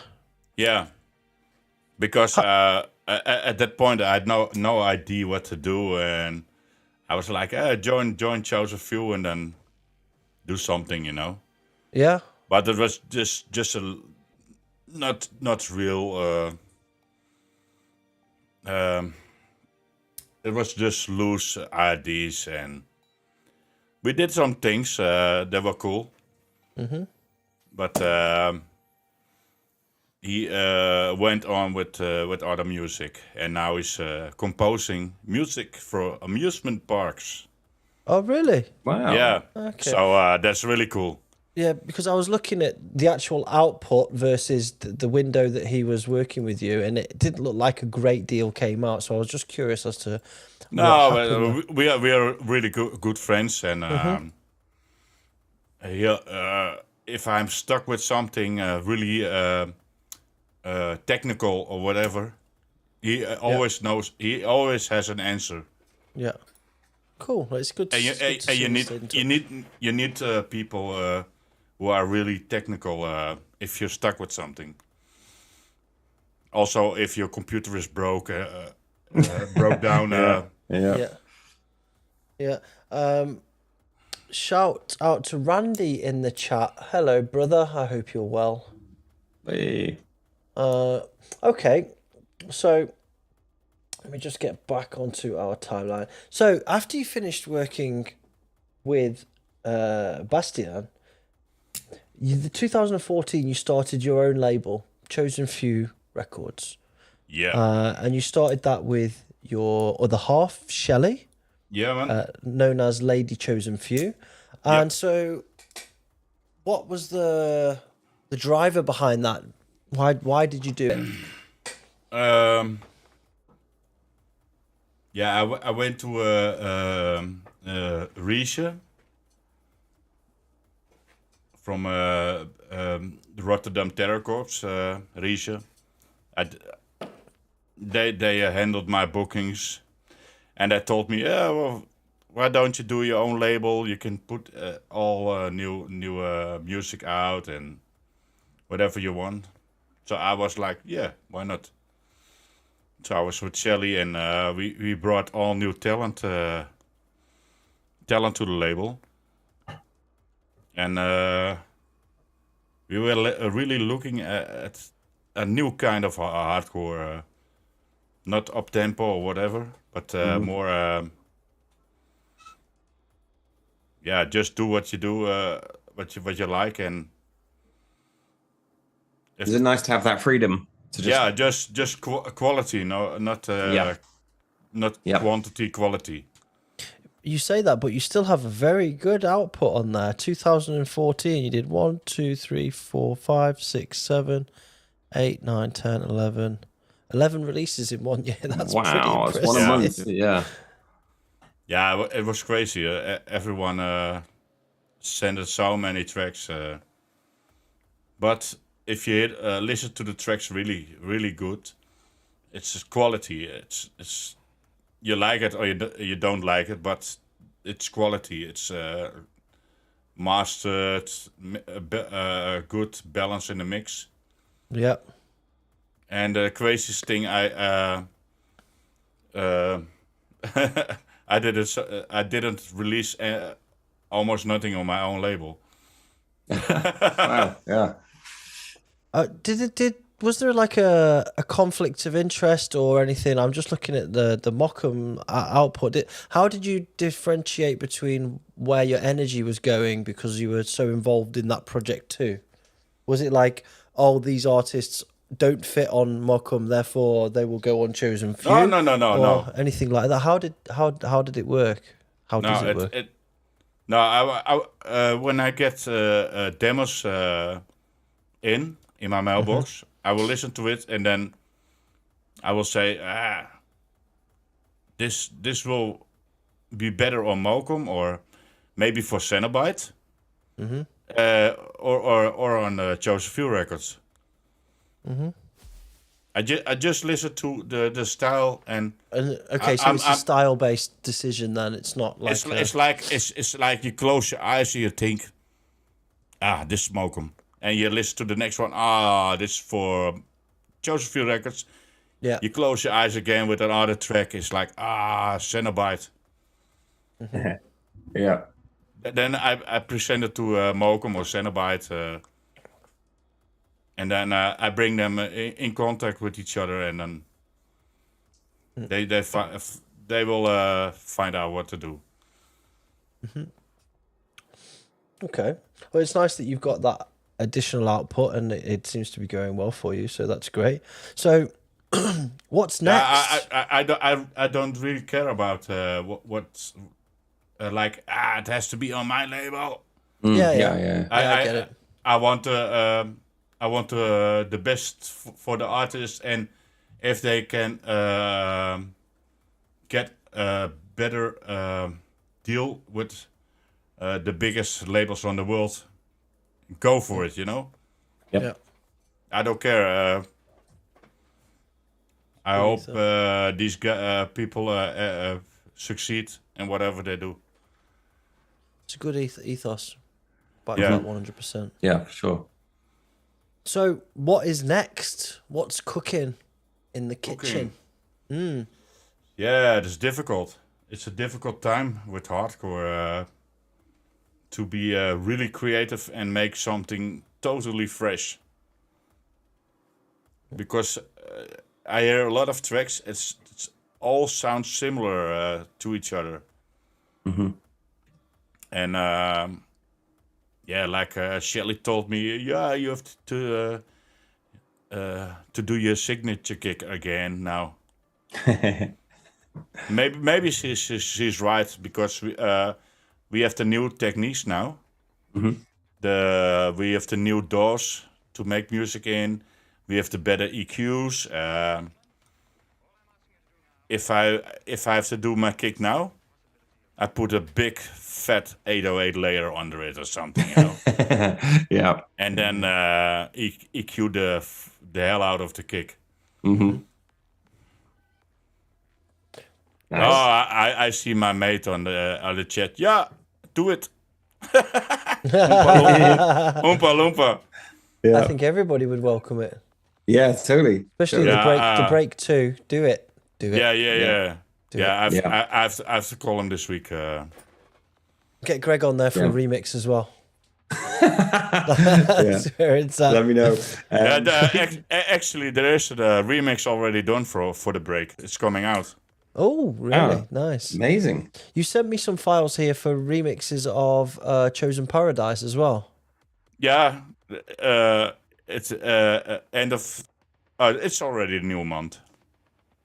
Yeah. It's already June. Yeah. So it's because after 12. So end of the month, the remixes are coming out from Chosen Paradise, Cold Days, and The Break. Wow, nice. cool. So I've got one here. We didn't play Chosen Paradise before, so should we play the Chosen Paradise, your 2K23 edit? It's the the original. I just added some. Perfect. Bits. Nice. All right. It's a good track to finish the interview on. So this is DJ Chosen Few, Chosen Paradise, original 2K23 edit. Let's go.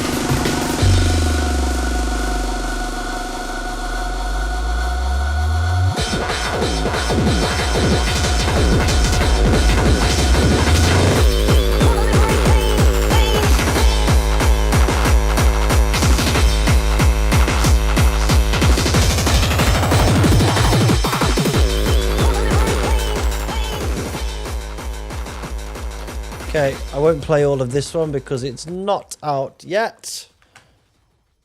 But yeah, awesome stuff. Awesome stuff. Really cool. Yeah, really nice. Yeah, But- it's just from small edits. The other mixes are fucking great. And that comes Remixes. out on the 12th of June, did you say? 29. Oh, 29th Okay, of June. end of the month. Okay. Yeah. It's digital, and its vinyl is also coming out. Awesome. Yeah, Looking forward to it. on Cool. vinyl on the black gold. Nice, nice. Well, that concludes the interview section then, Francois. Okay, bye-bye. Bye. Bye. But no, seriously, thank you for coming and sharing all of that. Like Greg said before, we're like super excited that we had you on. I mean, and you we're really have big fans, your like- music had a huge impact on so many people in the UK as well. Yeah. And kind of, really crossed that line between, the kind of Dutch hardcore, the UK stuff, whether you knew it or not, it really pulled people into the sound and Yeah, that's because I grew up with hip hop, and then totally to the breakbeat, and I still love to listen to everything, and And this month I'm going to LA, and I see all my friends and great artists. It was nice to get like an insight though, and get the little stories behind the tracks. And yeah, for sure. I'm a nerd for this kind of stuff, and I absolutely love it. So yeah, me too. Much. Thank you, man. Yeah, thank you so much for coming on. It's been really, really cool. Yeah, my pleasure, man. So awesome. Next up, we've got one last section, which is called the What's Hot section, where we flick through the latest releases that have come out from the scene of many different genres. But first, I want to announce something that's about to happen on the Oblivion channel. So, we are about to do... Oh, if I can get this. Oh, no. That's... Pressing all the buttons. Pressing all the buttons. Boom. Nope, not that. Right, that's decided to work now. Okay. Next up, Born. This is going to be announced on the Oblivion page tomorrow. We mentioned it on the last show and people got pretty excited, but this remix competition is about to become reality. So the DeathMachine remix competition for DREDD, his release on Oblivion, is about to be announced. So keep your eye on the Oblivion page from tomorrow, and you can get your chance to get your hands on the stems for this release. Boom. Nope. Come on, VLC player. Do something. It's a traffic cone.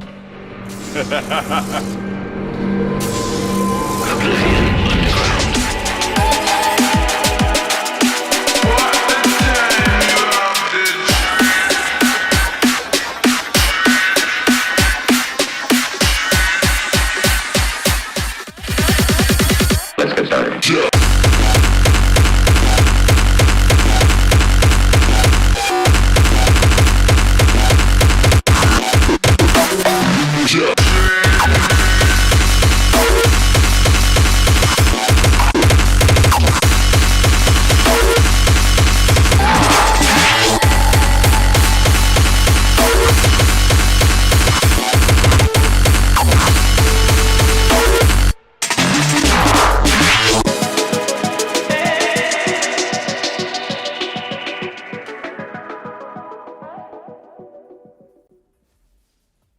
Alright, so you heard it here first. That is going to be announced tomorrow.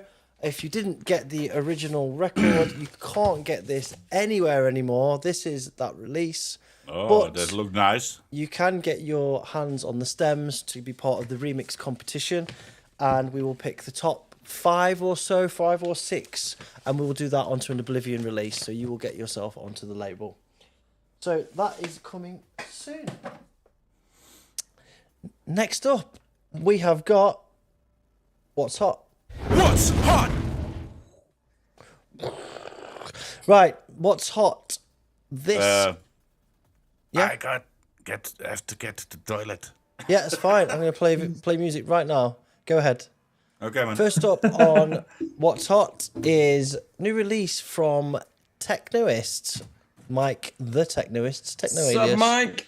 Sup, Mike? Casual Loop Paradox. Let's get into it.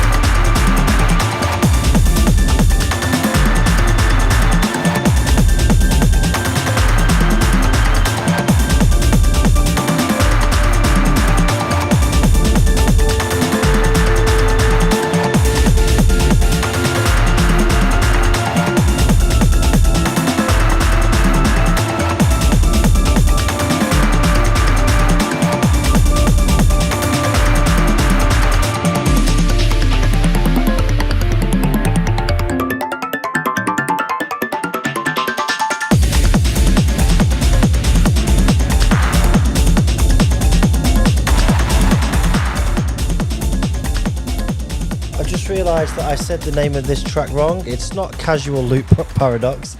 It's Causal Loop Paradox. And this is available to pre-order right now on Grey Meta. Shout out to the Grey Meta crew. Sean, Nancy, John, Mike. Big up. Love what you guys are doing. Fucking epic. Yep. This releases on the 5th of June. There is a link in the chat. Go and buy it. Go and support it. Defo. Mike's his sound is really maturing. He's kind of really finding his own voice in that space and stuff. He did that. Did a mix for Elbow Bicep. Yeah. Oh, Bicep Elbow. Yeah, we're right next to you, mate. Elbow, Bicep. Next door in it, bro. Yeah, really, really good stuff. So yeah, if you can find that Bicep mix as well, check that out. That's well worth a listen as well. But yeah, props. Yeah, and it's something that he's wanted to do for such a long time, is to nail this techno thing down, and he's really got it. He's got it, like, and he's finally getting the traction that he deserves in it as well. I'm so proud of him. Yeah, big up, Mike. Yeah, much love, Mike. I've missed him on. They went to Bolter on Sunday, and I missed them on Saturday, and I couldn't make it back there. But and it was Ash Schimo's birthday as well. So much love, Ash, and all the rest of the Bristol crew. Chief, everyone, Laura, everyone else. Indeed. Cool. Next up, Stranger Rifle and Denture Crisis. Fishmoth. Let's go.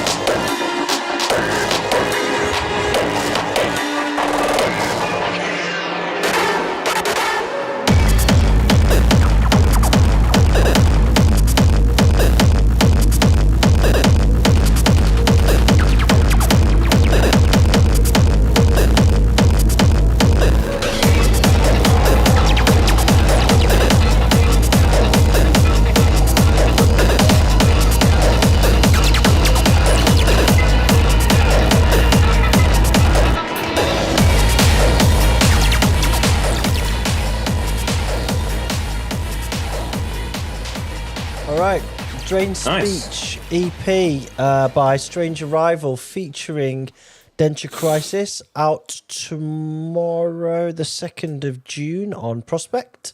I've put the link in the chat. 4-track EP. Really cool. Go and check it out. Next up, we have got Sully with Eraser. Let's go.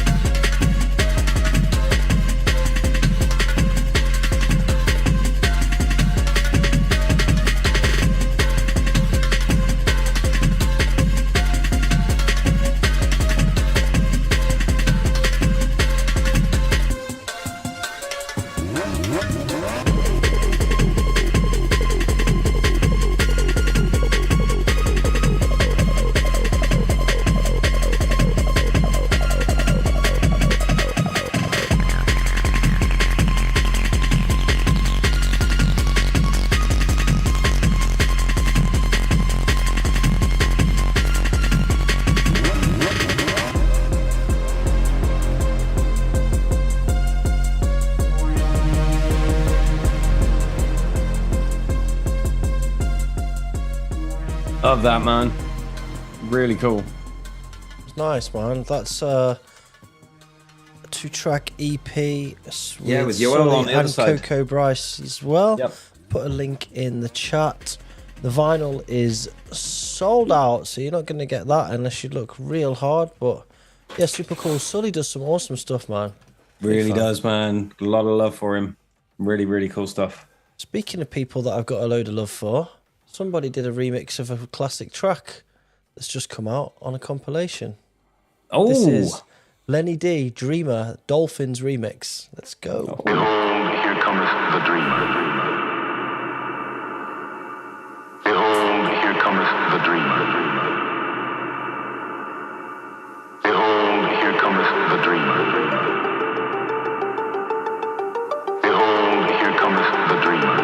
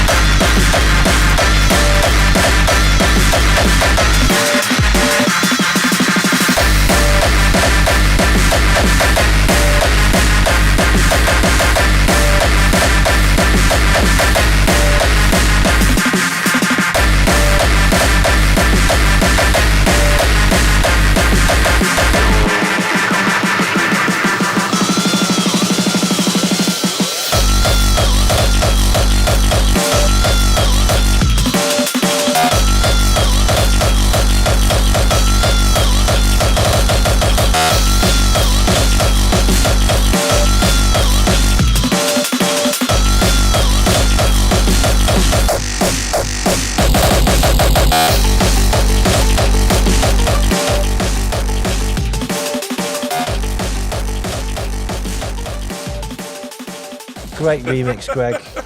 Great job. Great job. I've got just a disclaimer. I should say that that track's now a few years old. Yeah. So it was before the great snare ban of 2020. So it was when snares were still legal. Yeah, mama snare. Amazing. Amazing. But yeah, cool. Great work, and it must fill you with some pride remixing a track like that and it coming out on a compilation like this as well. Again, the Dreamer was another track I hammered to death, man. Absolutely loved it. It was a really really important track for me, and it was a real honor to get to remix and stuff, and Lenny and Jules really really liked it and really appreciated it. So yeah, really nice to great people, man. Yeah, for sure. I love Lenny and Jules. Yeah, for sure. I put a link in the chat. Pretty awesome compilation. It's nearly 60 tracks on there, I think. Yeah, but on the final there's only a few tracks, right? Yeah. On this 30 years of industrial strength compilation that it's on. Yeah, there's a vinyl, but it hasn't got all. Oh, the sorry, tracks on. Yeah, the vinyl has only. Sorry, yeah. I'm surprised your track wasn't on the vinyl, Greg. Actually. I don't know. Yeah, I didn't know. Yeah, because of the snare. Yeah, it must be. Yeah, not been that snare. Right? You can't cut a snare that good to vinyl. It'll break the vinyl, like break the needle. So. Amazing. But yeah, great compilation. I put a link in the chat now. If you want it, go and grab it. I'm going to keep firing through these bangers. Next up, he's in the chat. Mr. Nagazaki, new release, just dropped. Oh, perfect this is angle. nice. Let's go. Yeah.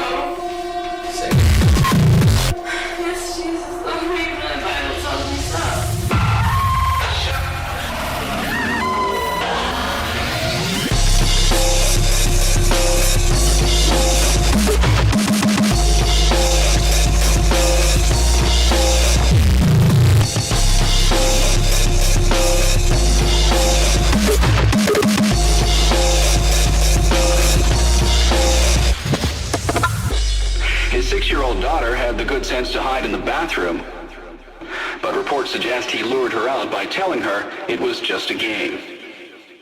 The girl was found shot once in the chest from point-blank range. The mother, who was shot in the stomach, was pregnant at the time.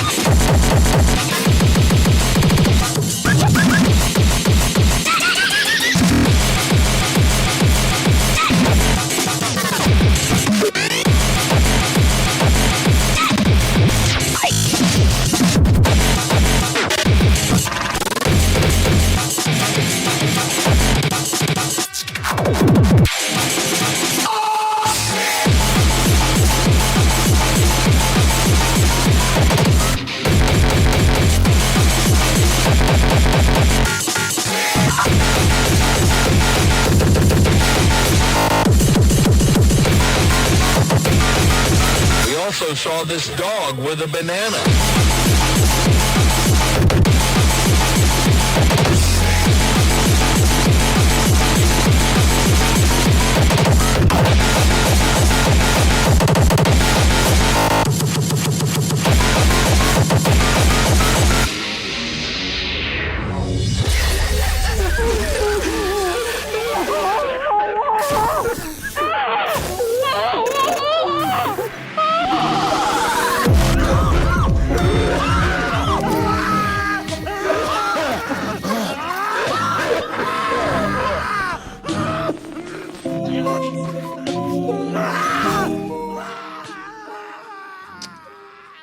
All right.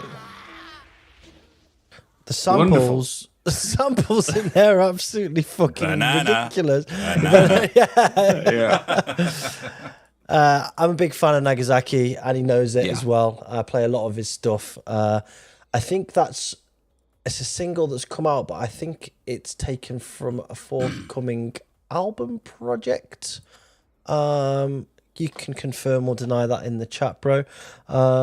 This is available over at the Third Movement /Heresy page. If you want it, go and grab it. Go and support what you love. Next up, we have got another track from the Industrial Strength compilation. This is one of my favourite ones off there. This is Todesvogel, Mr. Courage, and Drox remake. Let's go.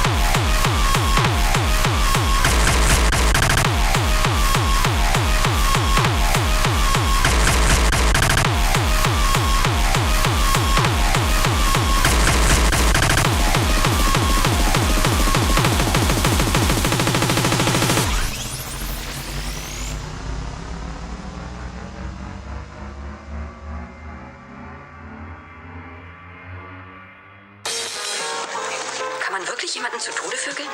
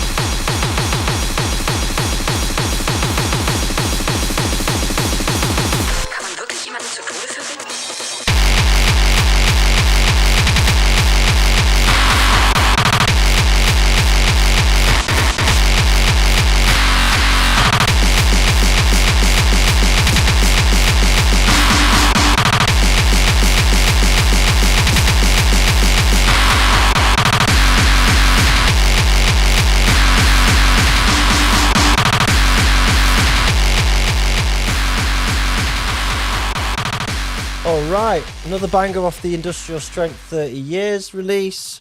I like what they did with that because they kept it very, very true to the original and they've just updated it, made it sound more modern, didn't go too crazy. I like it. I like it a lot. Great work, guys. Great work. Okay, next up we've got 2 more tracks left. Next up is an exclusive. Okay, this is a new label from the people behind Napalm, so Speed Freak, and also being held with Mr. Martin Dam. Yeah. And Pete Stormtrooper is involved in it now, and this is the successor to the Napalm label. The artist behind the tracks will not be announced. This is just going to be called Noise 1, Noise 2, and so on and so forth. So if you're a big fan of the old Napalm style back in the day, then this is going to be for you. Check it out.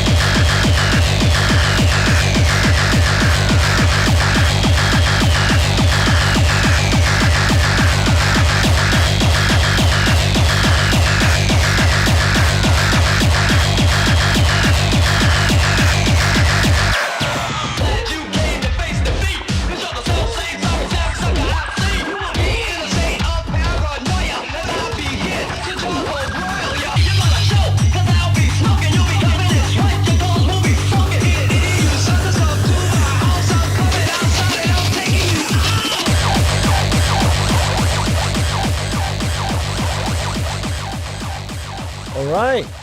Oh. Yeah, very reminiscent of that old napalmy kind of sound. And a shout to Pete Stormtrooper, who sent this to me. He's just had a baby. Well, not him, obviously, his wife.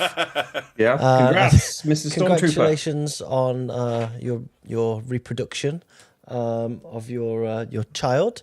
And thank you for the music. It's fucking sick. And also, we hope that you like the Mr. Courage and Drox Todesvogel. So there's a couple of tracks there we've sent out in your honor. I hope everything's going well, bro. And I'll talk to you soon.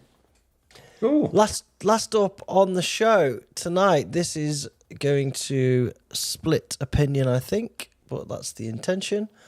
New False Idol release. So False Idol, aka DJ Hidden, doing some stuff with Thunderdome and trying to hit the up-tempo tick boxes for the kids, I guess, for the cool stuff, but also pushing the envelope of his sonic productions, etc. So let's listen to the latest False Idol Matchmaker. Let's go.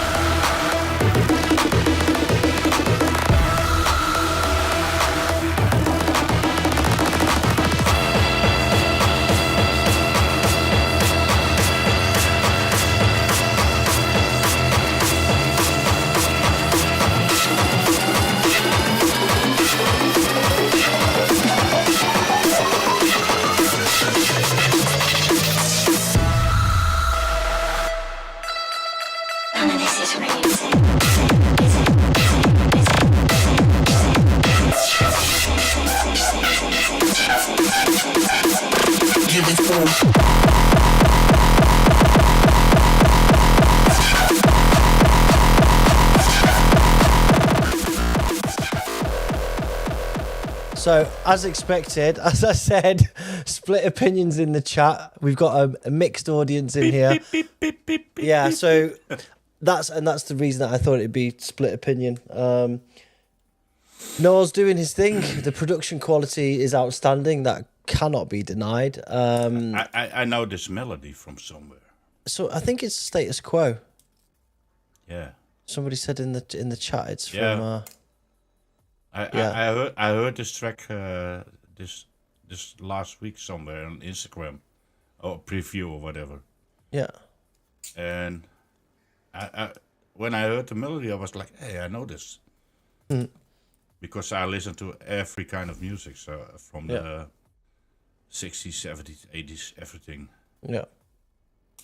Pictures of Matchstick Men by Status Quo, apparently. Pictures of what? Dick? Matchstick Men.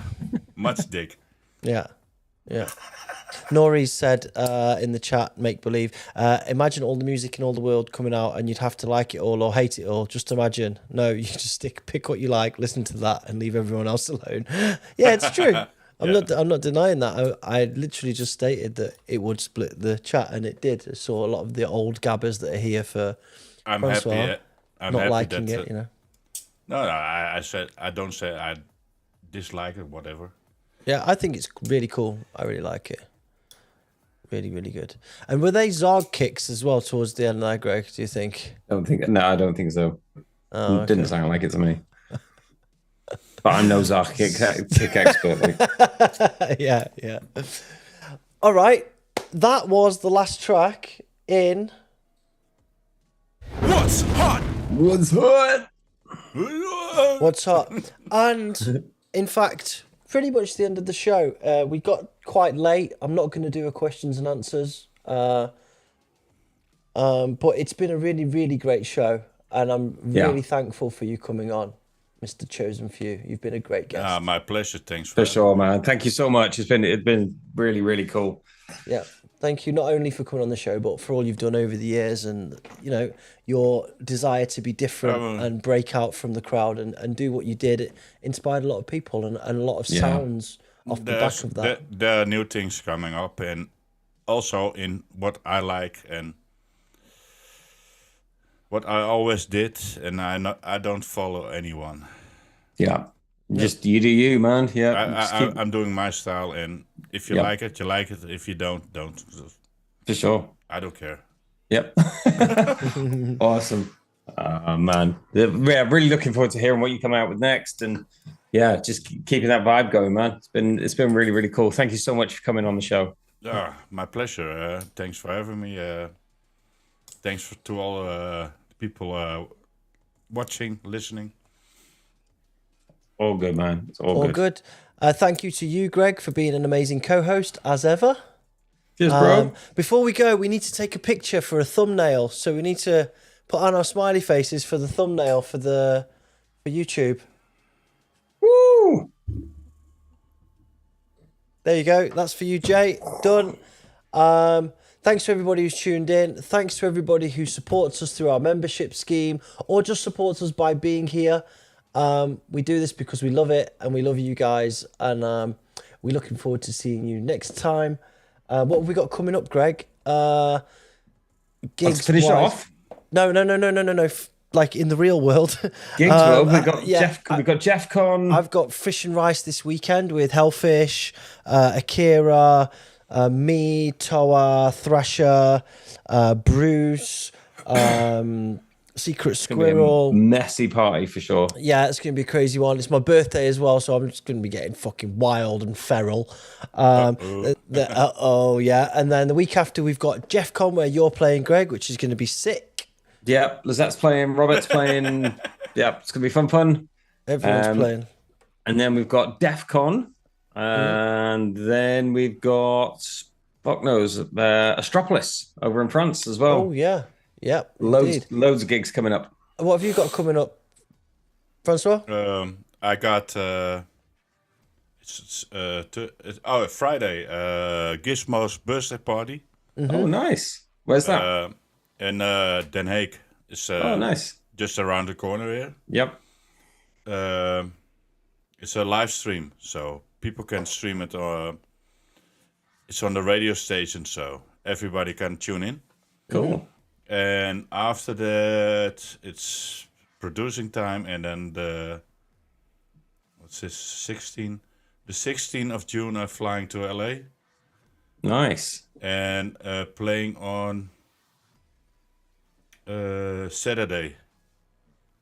with the Outside Agency and you're playing at Trauma Fest? Yeah. Oh wow, Amon Tobin's playing there as well, man. That's going to be a lot of fun. The lineup is crazy good. Ridiculous. Have you not seen it, Joe? No, man. Yeah, Trauma Fest in LA. The lineup is with Goldie. Goldie, Outside Agency, Amon Tobin. Really interesting lineup. Joey Beltram. Really? Fucking Scratch, big invisible Scratch Pickles, Q-Bird, and all these big names. It's wow. Yeah, looks awesome. Yeah, it's this lineup is crazy, man. If you put if you put it in the UK or in Holland, it will be sold out in like 10 minutes. Yeah. I was when I saw the lineup, I was like, wow, this is Makakadapane. Makakadapane. What the fuck? What a crazy lineup, right? That's what I Two thought. Bad Mice alternate Ghost in the Machine. Come on, give. I'm on Tobin with 2 fingers. Makakadapane. TOA. Bass Ek as well. Yeah, boy. That's really nice, eclectic lineup, man. This is crazy, man. Wow, I didn't realize you were playing on that, man. That's what a great lineup to be on. Yeah. The last time I played for them was 2015.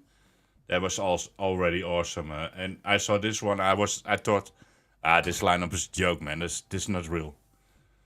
Right? Yeah, you'd be like, yeah, crazy. And one guy was called in sick personal reasons, Scott Dock. Mm-hmm. And so, we replaced this guy for Joey Beltram. I was like, what the fuck, man? Wow. Amazing. Yeah. All right. Well, enjoy your upcoming gigs, and I guess we'll be in touch soon. Yeah, man. Get some stuff working. All right. Wicked. Yeah. Greg, I'm going to let you introduce the something different because we've got last weird track as we always do. So this is someone called Mun Sing who's just releasing an album on Planet Mu. I think it comes out tomorrow or the day after, Friday I think it is. And they've released he has released a couple of things previously, but it's basically Harry out of Giant. Do you know Giant Swan? I know. Really interesting, kind of techno, weird electronic kind of band. Anyway, it's Harry out of Giant Swan doing his own thing called Mun Sing. It's weird, it's wonderful, it's really interesting. The album's out on Friday on Planet Mu, so yeah, check that out as well if you like weird, wonderful electronic music. Okay, well, thank you everybody. Take care. Peace out. Wonderful. That was the Oblivion show. This is something different. Ciao. Bye-bye.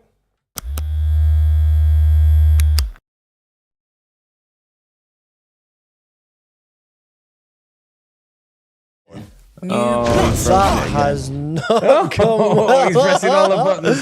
I've broken it. No. Press all the buttons, Joe. I did this last time. Broke the internet. Wait a minute. Don't panic. No. Don't panic. Don't worry, we haven't left. I'm going to keep going. Okay. So we do New Blood again. Hold on a second. Let me fix this shit. We're just getting to some kind of time loop. We go back to the start of the show and it's like, oh my God, it's like Groundhog Day. There's no escape. Now you're stuck on the Oblivion show for the rest of your life. Wait a second. Groundhog Day 2.0. Yeah. There's no sleeping. You just when you start getting tired, just like, oh no, it's back to New Blood. Okay. I did a really good intro for that video, and then you gone fucked it all up, Joe. This happened last time. Here we go. Yes. Okay. You got it? Yeah, I got it. I'm not doing all that blurb again. No. Right. This is definitely going to work. Promise. Right. Bye, everyone.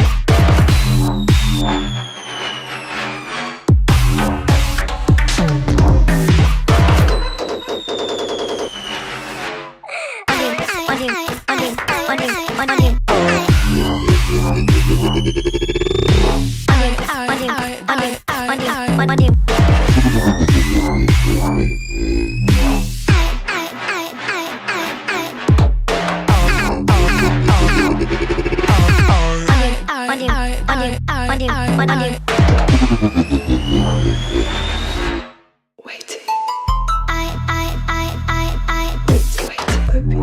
Opium.